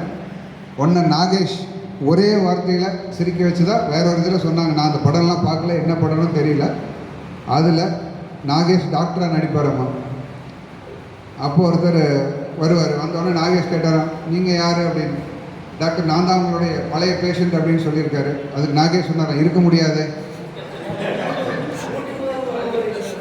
என்னங்க தெரியல, படம் தெரியல, இருக்க முடியாது அப்படின்னு சொன்னாராம்மா. இது அதே மாதிரி ஒரு பொண்ணு அப்பா கிட்ட அம்மாட்ட சொல்லியிருக்கேன், அம்மா கேட்டிருக்கேன், ஏண்டி மாப்பிள்ளை பையனை பிடிக்கலைங்கிறேன்னு. இல்லைம்மா சிரிச்சான்னா பார்க்குறக்கு பல்லு ரொம்ப அசிங்கமாக இருக்குது அப்படின்னு அந்த பொண்ணு சொல்லியிருக்கு. அப்போ அம்மா சொன்னாங்களாம், சரி விட்றி, கல்யாணத்துக்கு அப்புறம் சிரிக்கவோ போகிறான் கல்யாணம் அப்படின்ட்டு. அதே மாதிரி இன்னொரு இது வந்து ஒரு சொற்பொழிவாளர் இல்லை உபன்யாசர் அந்த கொஞ்சம் முன்னாடி, ரொம்ப வருஷத்துக்கு முன்னாடி குதிரை வண்டியில் பிரசங்கம் பண்ணுற, பிரசங்கம்னா சொற்பொழி ஆட்டுறதுக்கு வேறு ஊருக்கு குதிரை வண்டியில் போயிருக்கார், பக்கத்து கிராமத்துக்கு. அங்கே போய் இறங்கினோன்னா அந்த ஆலமரத்தடியில் திண்ணையில் போய் உட்காந்துருக்காரு. யாருமே வரல. அந்த குதிரை வண்டியை ஓட்டிகிட்டு வந்தவர் குதிரையை கொண்டு போய் கட்டிட்டு வந்து தலையிலேருந்து தூண்டாவதுக்கு வந்து கீழே உட்காந்துட்டார் அவருக்கு எதிர்த்த மாதிரி. ஆனால் அந்த பேச போன பேச்சாளருக்கு பேசலாமா வேண்டாமான்னு ஒரு குழப்பம். யாருமே இல்லை, ஒருத்தர் தான் இருக்கார். அப்போ அவர்கிட்டயே கேட்டார், யாருமே வரலப்பா, நீ ஒருத்தன் தான் இருக்க, நான் பேசவா வேண்டாமா அப்படின்னு. அதுக்கு அந்த குதிரைக்காரர் சொல்லியிருக்காரு, ஐயா அதெல்லாம் எனக்கு தெரியல, ஒரு 30 குதிரை இருக்குன்னு நாங்கள் புல்லு கொண்டு போகிறோம், ஒரே ஒரு குதிரை தான் இருந்தால் அதுக்கு புல்லு வைக்காமல் வர மாட்டோம், வச்சுட்டு தான் வருவோம் அப்படின்ட்டுருக்காரு. ஓ, இவர் பேசுகிறதுன்னு நான் எதிர்பார்க்குறாரு போல இருக்குன்னு அவருக்கு தெரிஞ்ச எல்லாமே ஒரு 3 மணி நேரம் எவ்வளோ பேச முடியுமோ பேசிட்டு எல்லாம் முடிச்சுட்டு கடைசியாக கேட்டாரான், எப்படி இருந்ததுப்பா என் பேச்சு அப்படின்னு. அந்த ஆள் சொன்னார், அவர் சொன்னார், அதெல்லாம் எனக்கு ஒன்றும் புரியலைங்க, எங்கள் பாஷையிலேயே சொல்கிறேன், நாங்கள் 30 குதிரைக்கு புல் கொண்டு போகிறோம், ஒரே ஒரு குதிரை தான் இருந்துச்சுன்னா அதுக்கு அளவாக தான் வைப்போமே ஒழிய 30க்கும் வைக்கிறது ஒன்றுக்கே வச்சு கொள்ள மாட்டோம் அப்படின்னு சொன்னாராமாங்க.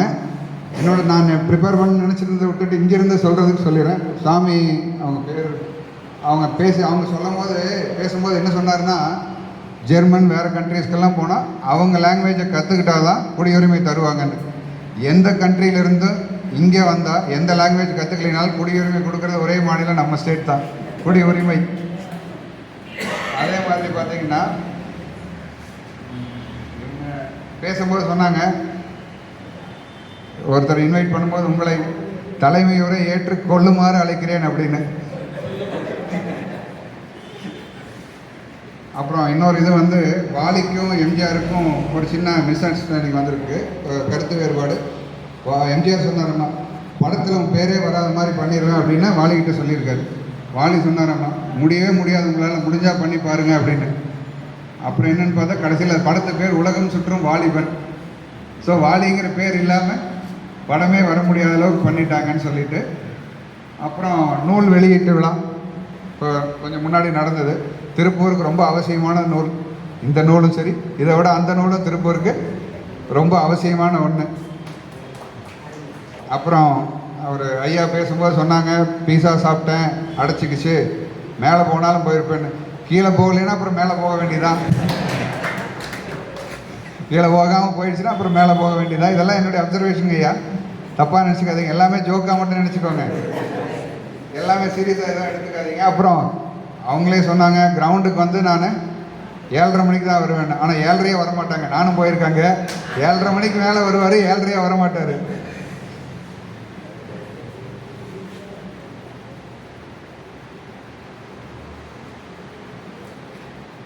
அப்புறம் இன்னொரு இது என்ன சொன்னாங்கன்னா, ஆக்சுவலாக பக்திக்கும் வழிபாடுக்கும் டிஃப்ரென்ஸ் எல்லாம் வித்தியாசமெல்லாம் சொன்னாங்க.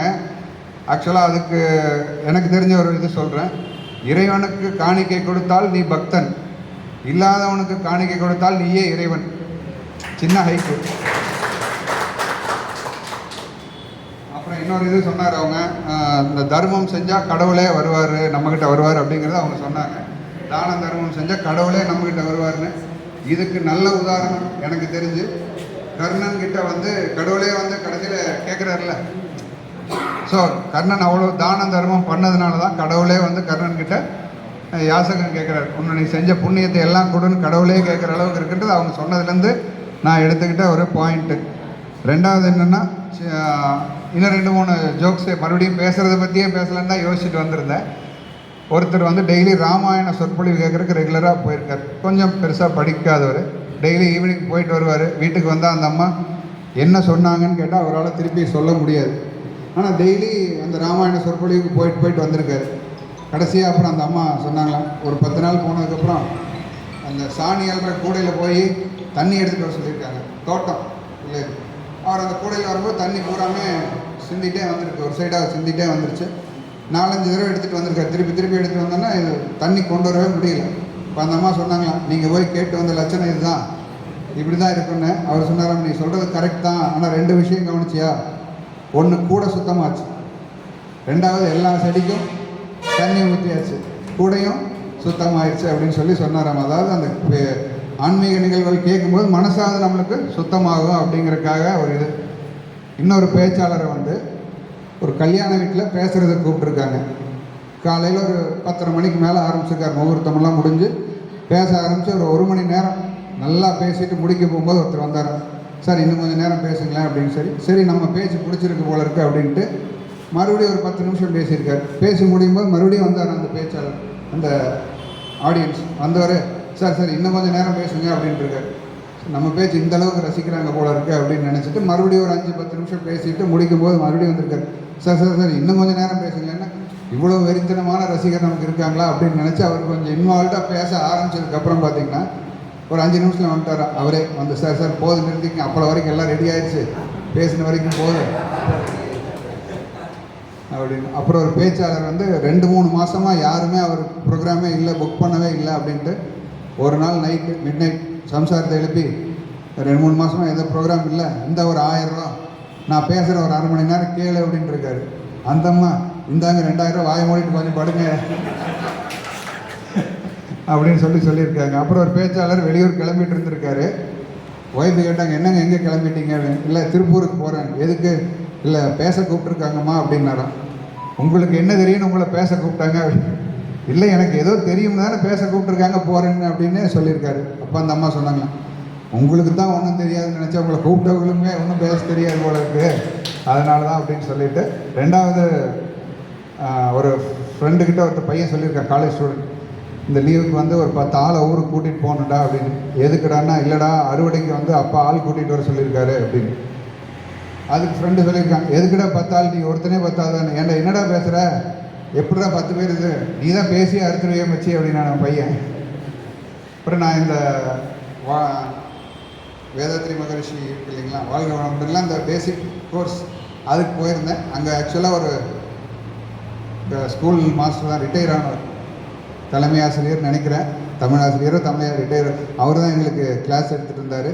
அப்போ சொன்னார், ஒரு 35 வருஷத்துக்கு முன்னாடி சிடிசி கிட்ட எல்லாம் பூராமே காலி இடமா இருக்கும், அங்கே ஃபுல்லாக புல் முளைச்சி தான் கிடக்கும், பில்டிங் எல்லாமே இருக்காது. 30-40 வருஷத்துக்கு முன்னாடி நானே போய் அங்கே புல் அறுத்துருக்கேன், ஒரு நாளைக்கு 8 ரூபா கூலி தான் கிடைக்கும் அப்படின்னு சொன்னார். நான் கேட்டேன், ஏங்க ஐயா அங்கேயும் போய் அறுத்துட்டு தான் இருந்தீங்களா அப்படி, அவரும் சேர்ந்து சிரிச்சிட்டாரு.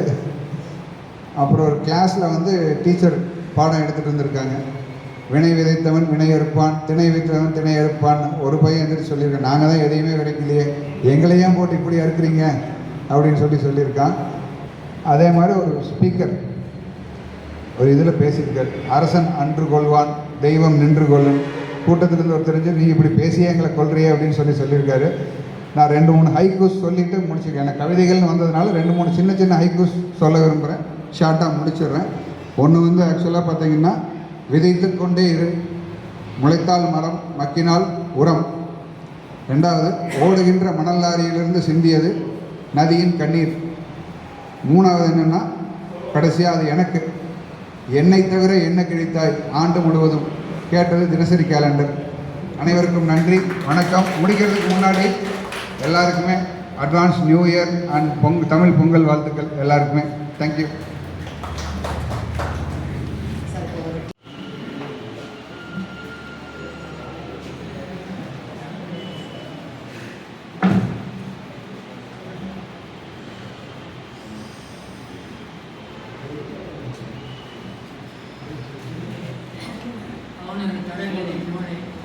அறிமுகம் செய்ய வந்திருக்கும் நண்பர் மதுராந்தன் அவர்களுக்கு கொண்டாடி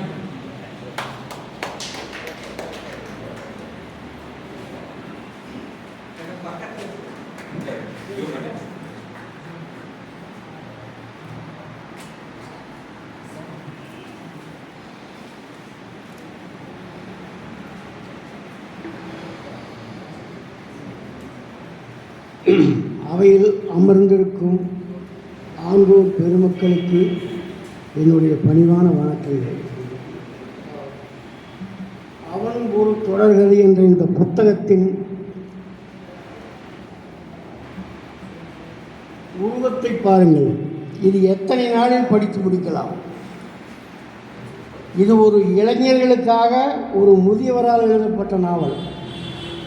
வாசிக்க தொடங்கினால் கீழே வைக்க மனசு வராது. அவ்வளவு அருமையான உரையாடல்கள், ரசிக்க வேண்டிய காட்சிகள்.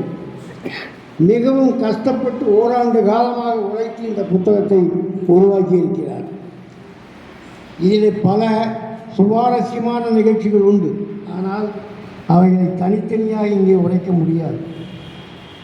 ஒரு மனிதனுக்கு குழந்தை பிறக்கிறது என்று வைத்துக் கொள்ளுங்கள்.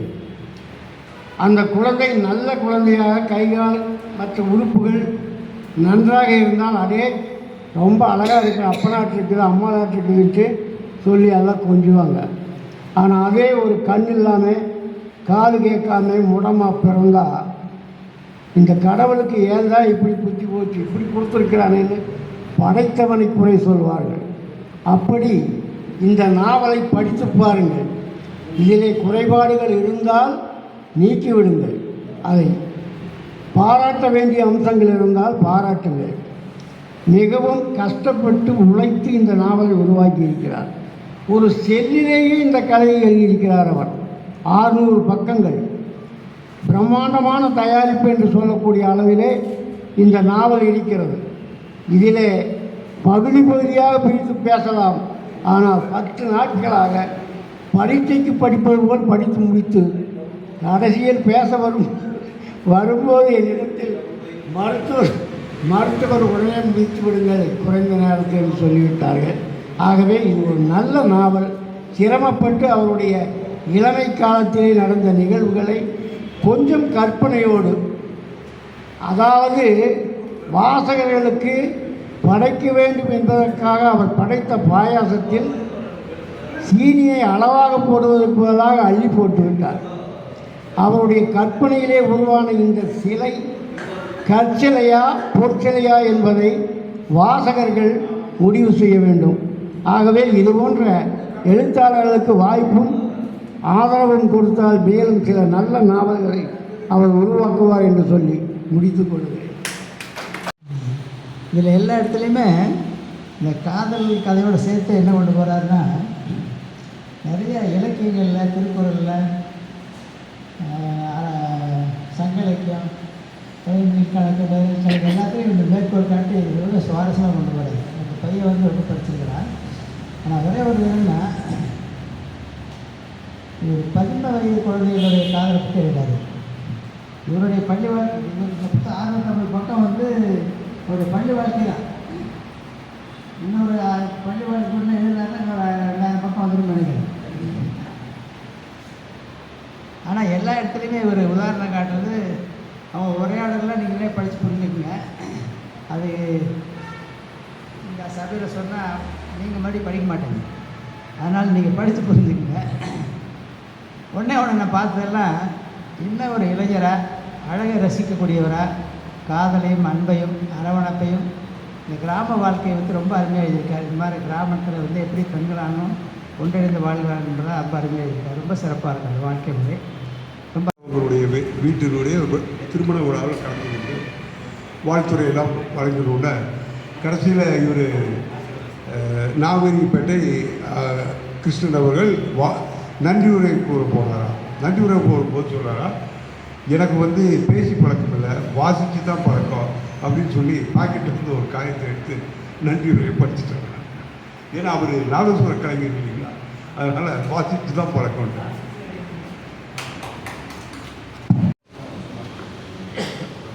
அனைவருக்கும் வணக்கம். இன்றைய எனது அவனரு தொடர்கதை நூல் வெளியீட்டு விழாவுக்கு வந்து சிறப்பித்துக் கொண்டிருக்கும் உங்கள் அனைவருக்கும் முதற்கண் நன்றி கலந்த வணக்கத்தை தெரிவித்துக் கொள்கிறேன்.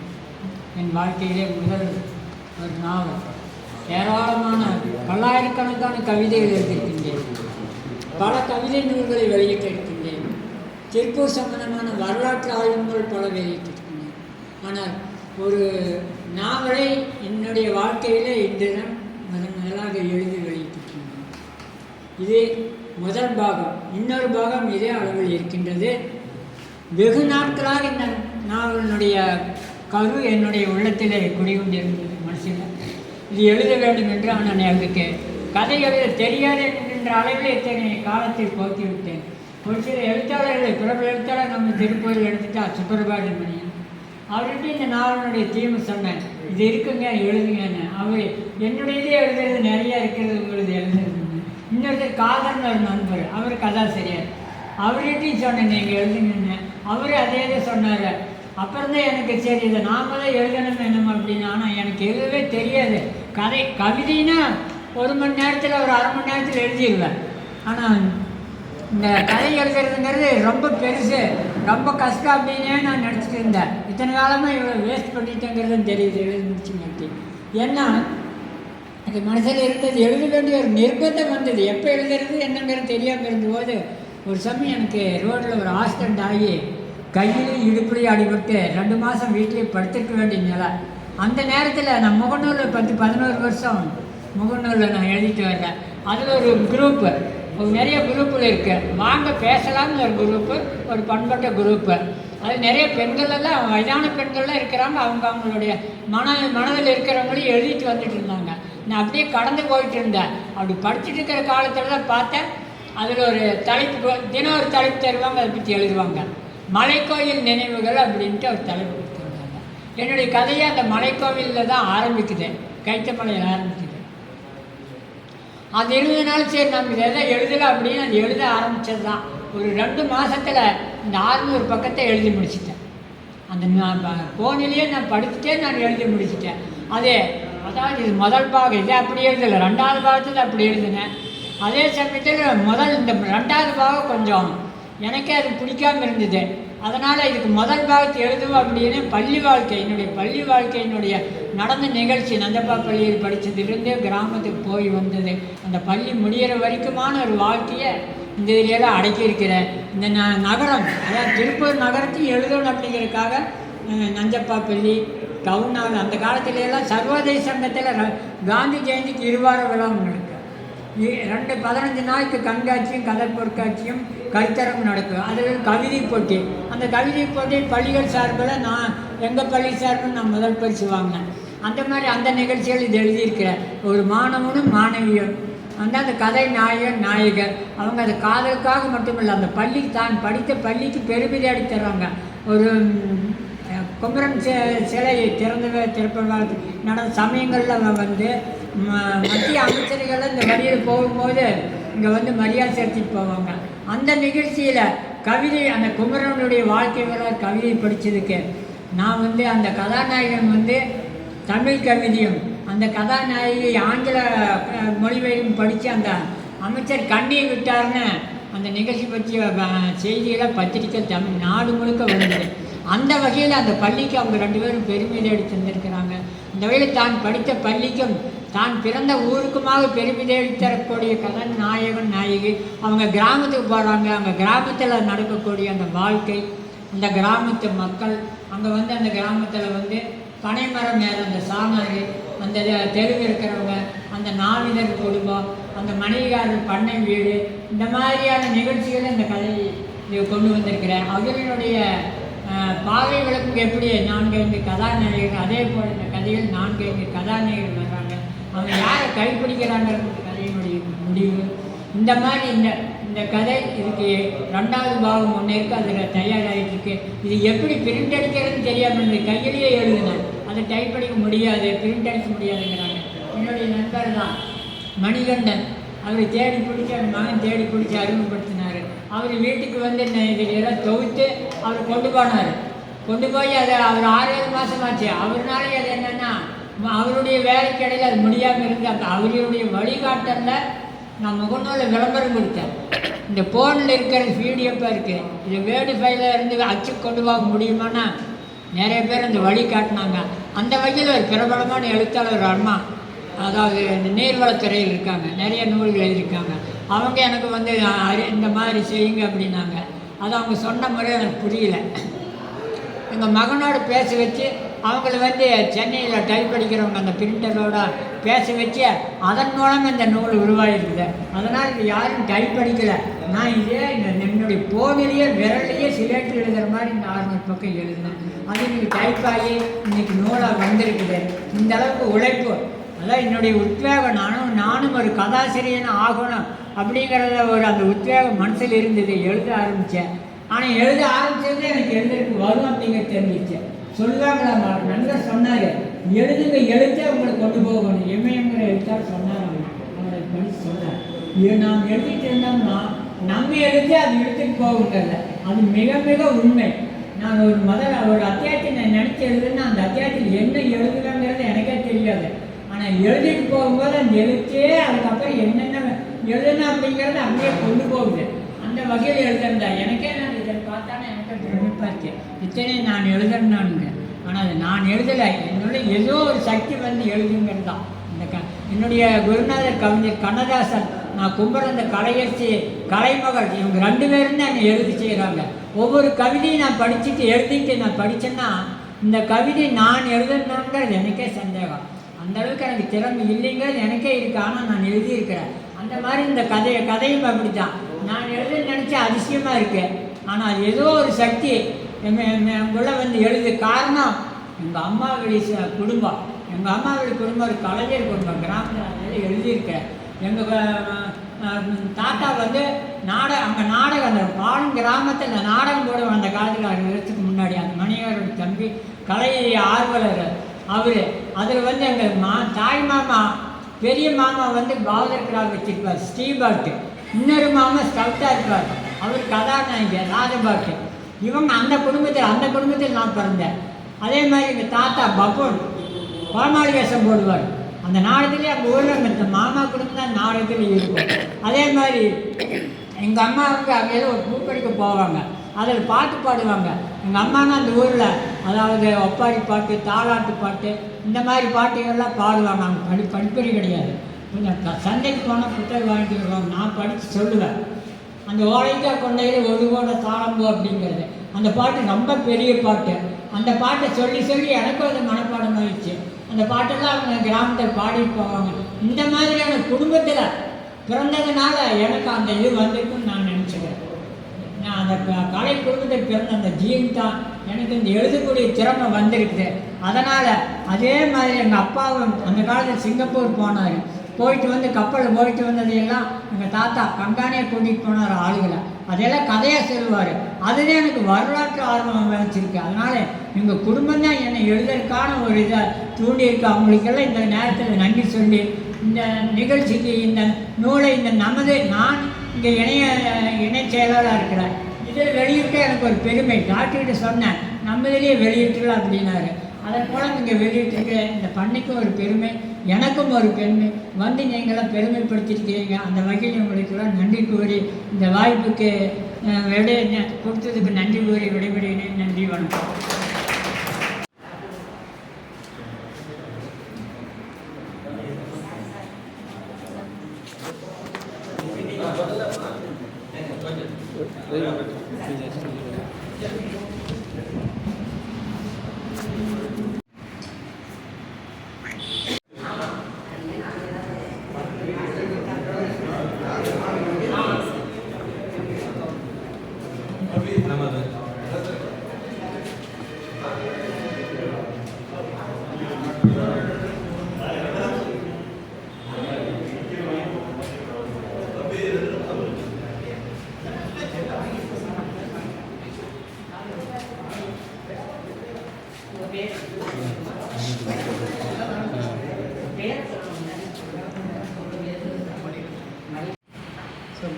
எல்லாருக்கும் இங்கே மதிய வணக்கம்.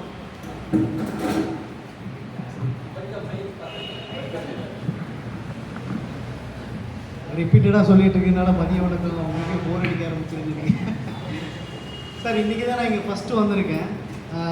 நம்ம திருப்பூர் சிவதாசன் ஐயாவுக்கு வந்து அவருடைய நண்பர் மூலமாக, அவரோட மகன் மூலமாக எனக்கு அவர் ரொம்ப நாளாக எழுதிட்டு இருந்த புத்தகத்துக்கு வந்து யாரும் எதுவும் மதிப்பு பண்ண முடியாதுன்னு சொல்லியிருந்தாங்க.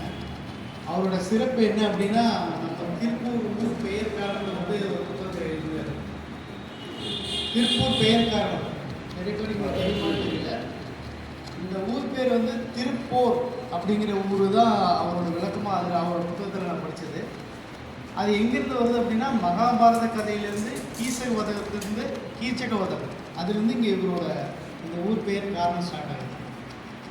கீச்சகன் வந்து விராடம், இப்போ இருக்கிற விராடனூர் அப்படிங்கிற தாராபுரம், இப்போ இருக்கிற தாராபுரம் சரியாக 3000 வருஷத்துக்கு முன்னாடி அதுபோல பேர் வந்து விராடனூர் அப்படிங்கிற பேர். விராட மன்னன் ஆட்சி செஞ்சுட்டு வர்றாரு.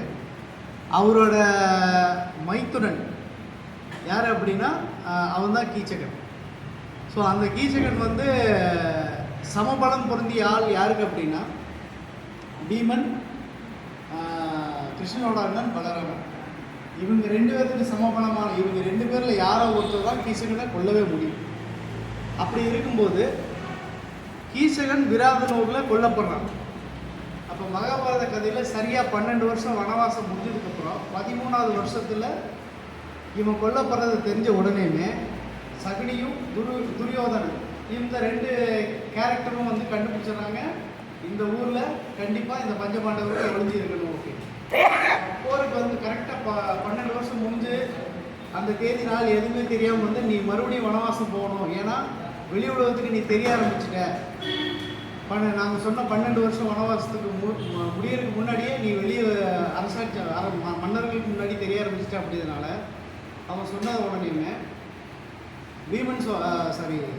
அர்ஜுனன் சொல்கிறான், சரியாக நீ சொல்லி 12 வருஷம் முடிஞ்சிருச்சு, இன்றைக்கி வந்து 12 வருஷம் முடிஞ்ச 13வது வருஷத்தோட முதல் நாள் அப்படின்னு தெரிய வருது அப்படின்னு சொல்கிறான் அர்ஜுனன். இந்த கதைக்கு என்ன ஒரு சின்ன ஹிண்ட் அப்படின்னா, திருப்பூர் அப்படிங்கிற ஊர் வந்து வரலாற்று காலத்தில் போர் வந்து ஒரே ஒரு நாளில் நம்ம எந்த போருமே இந்த பாகுபலியில் பார்க்குற மாதிரி இன்றைக்கி சண்டை அப்படின்னா நாளைக்கு போய் ஸ்கெட்சு போட்டு சண்டை எல்லாம் போட மாட்டாங்க. நமக்கு 12 வகையான திணைகள் இருந்தது. அந்த 12 வகையான திணை வழியாக தான் நம்ம எப்போவுமே சண்டை போடுவோம். அப்படின்னா ஆணிரை கவர்தல், வஞ்சி காஞ்சி, நொச்சி ஒழுங்கை, வெச்சி கரந்தை, வஞ்சி காஞ்சி, நொச்சி ஒழுங்கை, தும்பை வாகை, பாடான் பொதுவியல், கைக்கிளை பெருந்திணை. அப்போது இதில் முதல் 10 திணைகள் பார்த்திங்கன்னா புறத்திணைகள் வரும், கைக்கிளை பெருந்திணைகள் வந்து அகத்திணை வரும். இது தெளிவாக அவரோட நூலில் வந்து தெளிவாக எழுதியிருப்பார். இந்த திணைகள் வந்து எப்படி வருது, நம்ம ஊர் நொய்யல் ஆறு வந்து இதுக்கு முன்னாடி பேர் காஞ்சி மகாநதி அப்படிங்கிற அந்த பேர் ஏன் வந்தது அப்படின்னா, ஒரு மன்னன் வந்து ஆணிரைகளை கவர்ந்து செல்லுதல், அந்த கவர்ந்து செல்ல ஆணிரைனா நம்ம ஆடு மாடுகள் இதை வந்து மீட் எடுக்கிறது தான் வந்து அந்த கால போர் முறைகளில் எந்த ஒரு செயல் செய்ய போனாலும் அவங்க வந்து ஒரு பூச்சூடி ஒரு செயல் செய்கிறாங்க. அதுக்காக தான் இந்த 12 வகையான பூ வச்சுருக்காங்க. அதில் காஞ்சி பூ அப்படிங்கிறது என்ன அப்படின்னா, அவங்க கடத்திட்டு போன மாடுகளை திரும்ப மீட் எடுக்கிறதுக்கு நான் ஜெயிச்சு வர்றேன் அப்படிங்கிறது காட்டுறது தான் காஞ்சி பூ அப்படிங்கிற பூவை சூடி வந்து ஜெயிக்கிறேன். அந்த பெயர் காரணம் கொண்டு தான் இங்கே காஞ்சிமா நதின்னு நொய்யல் நதி சொல்லியிருக்காரு. இந்த மாதிரி சிறப்பான தகவல்கள் வந்து அவரோட புத்தகத்தில் எழுதியிருக்கார். எனக்கு அது ரொம்ப பிடிச்சிருந்தது. அப்போ அவரோட மகன் வந்து இந்த மாதிரி எங்கள் அப்பா எழுதியிருக்காரு,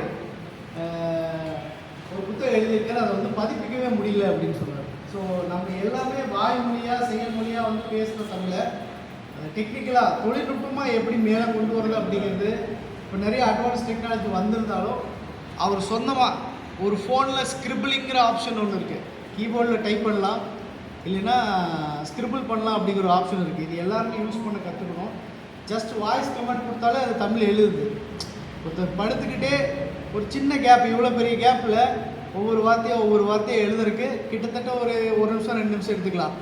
அவர் 600 பக்கத்தையும் அந்த ஸ்கிரிபிளிங் பேட்லேயே எழுதி முடிச்சிருக்காருன்னா அவர் வந்து இந்த வயசுலையும் இளைஞனாகவே தான் இருக்கார். அவர் எழுதுன அந்த புத்தகத்தை பார்க்கும்போது எல்லாமே வந்து ஒரு ஆட்டோகிராஃப் படம் பார்த்த மாதிரி இருக்குது சார். மருத்துவரையா சொன்ன மாதிரி அவர் எல்லாமே ஒரு இளமை ரசம் தரும்புற மாதிரி தான் சொல்லியிருப்பார். அவர் ரொம்ப சாதாரணமான எளிய நடைமுறை இருக்கும் அவருடைய எழுத்தில். அதே போல் உரைநடையாக இல்லாமல் பேச்சு வழக்கில் சம்பாஷணைகள் மூலம் நம்ம கன்வர்சேஷன் மூலமாக ஒரு ஃப்ரெண்டு எப்படி பேசுகிறான், ஒரு ஃப்ரெண்டை ஒரு நண்பன் தன்னோட காதலியை பற்றி எப்படி வர்ணிப்பான், அவள் தன்னை காதலிப்பாளா காதலிக்க மாட்டாளா, அங்கே நடக்க சின்ன சம்பவங்கள், இந்த 10 பருவம்னு சொன்னார், டீனேஜ். ஸோ டீனேஜில் நடக்கிற ஸ்டோரியை அப்படி டிஸ்கிரைப் பண்ணியிருந்தார். ஸோ அது எனக்கு ரொம்ப பிடிச்சிருந்தது. இதை டெக்னிக்கலாக எப்படி கொண்டு வரன்னு முடிஞ்சுன்னா என்னால் முடிஞ்ச உதவியை அவருக்கு செஞ்சு கொடுத்துருந்தேன். அது ஒரு பதிப்பாக வந்திருக்கு. இப்போது அதுக்கு என்னோட நன்றியை தெரிவிச்சுக்கிறேன் அவர்கிட்ட. வரவேற்புரை வழங்கிய திரு கார்த்திகேயன் அவர்களுக்கும் மற்றும் தலைமை உரை ஆற்றிய ஐயா தவத்திரு சுந்தரராஜ அடிகளார் ஐயா அவர்களுக்கும், நோக்க உரை வழங்கிய மருத்துவர் ஐயா அவர்களுக்கும், தலைமை நிகழ்ச்சி உரை ஆற்றிய கவிஞர் அகரிஷி பாபா ஆலன் பாபா அவர்களுக்கும் மற்றும் கவிஞர் பெருமக்களுக்கும், பொங்கல் விழாவை பற்றி சிறப்பாக எடுத்துரைத்த தமிழ்ச்செல்வி ஆசிரியை அவர்களுக்கும், திருக்குறள் சிந்தனைகளை வாரி வழங்கிய ஆன்மீக சுடர் அஜந்தா நாராயணன் அவர்களுக்கும், தேசத்தின் ஆணிவேர் என்ற தலைப்பில் தேசப்பற்றும் புரட்சி கவி பாரதியாரை பற்றி பேசிய மோகன்ராம் ஐயா அவர்களுக்கும், நகைச்சுவை விருந்தே வாரி வழங்கிய ரகுபதி ஐயா அவர்களுக்கும், பற்றற்ற பற்று மாயாவி மனோகரன் ஐயா அவர்கள் வழங்கியவர்களுக்கும், நூல் வெளியீடு செய்தவர்களுக்கும், நூல் பெற்றுக்கொண்ட அறிஞர் பெருமக்களுக்கும், நூல் மதிப்பை வழங்கிய மதுராந்தகம் ஐயா அவர்களுக்கும், ஏற்பை வழங்கிய சிவதாசன் அவர்களுக்கும், 2026 நாட்காட்டியை வழங்கிய மருத்துவர் ஐயா அவர்களுக்கும், அதை பெற்றுக்கொண்ட கார்த்திகேயன் அவர்களுக்கும், நிகழ்ச்சி தொகுப்பாளர் சாந்தி அவர்களுக்கும், இந்த இலக்கிய பணியின் சார்பாக வாழ்த்துக்களையும் மாத மாதம் நடக்கும் கூட்டத்தையும் அன்போடு அனைவரும் வருக வருக என வரவேற்று மகிழ்ச்சியோடு விடைபெற்றுக் கொள்கிறோம். நன்றி, வணக்கம். 6வது ஆண்டு சிறப்பான ஆண்டாகவும் மகிழ்ச்சி மிக்க ஆண்டாகவும் விளங்க உங்களை தமிழ் இலக்கிய பணியின் சார்பாக வாழ்த்துகின்றோம், வணங்குகின்றோம். நன்றி.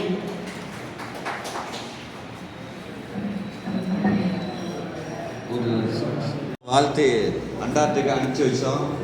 அவர் அண்டார்டிகா பற்றியால ஒரு மெசேஜ் எனக்கு அனுப்பிச்சுட்ருக்காரு, வாய்ஸ் மெசேஜ்.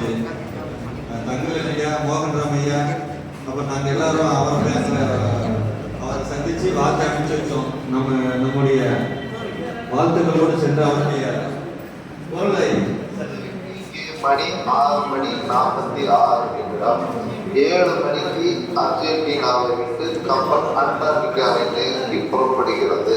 புறப்படும் தகவலை வீடியோவை உங்களுக்கு 10 நிமிடங்கள் கழித்து அனுப்பி வைக்கிறேன். நான் மட்டும் செல்லவில்லை, என் மனைவி மட்டும் செல்லவில்லை, உங்கள் அன்பு, மருத்துவரோட அன்பு, இவைகளெல்லாம் சுமந்து கொண்டு சென்று கொண்டிருக்கிறோம். நன்றி, வணக்கம்.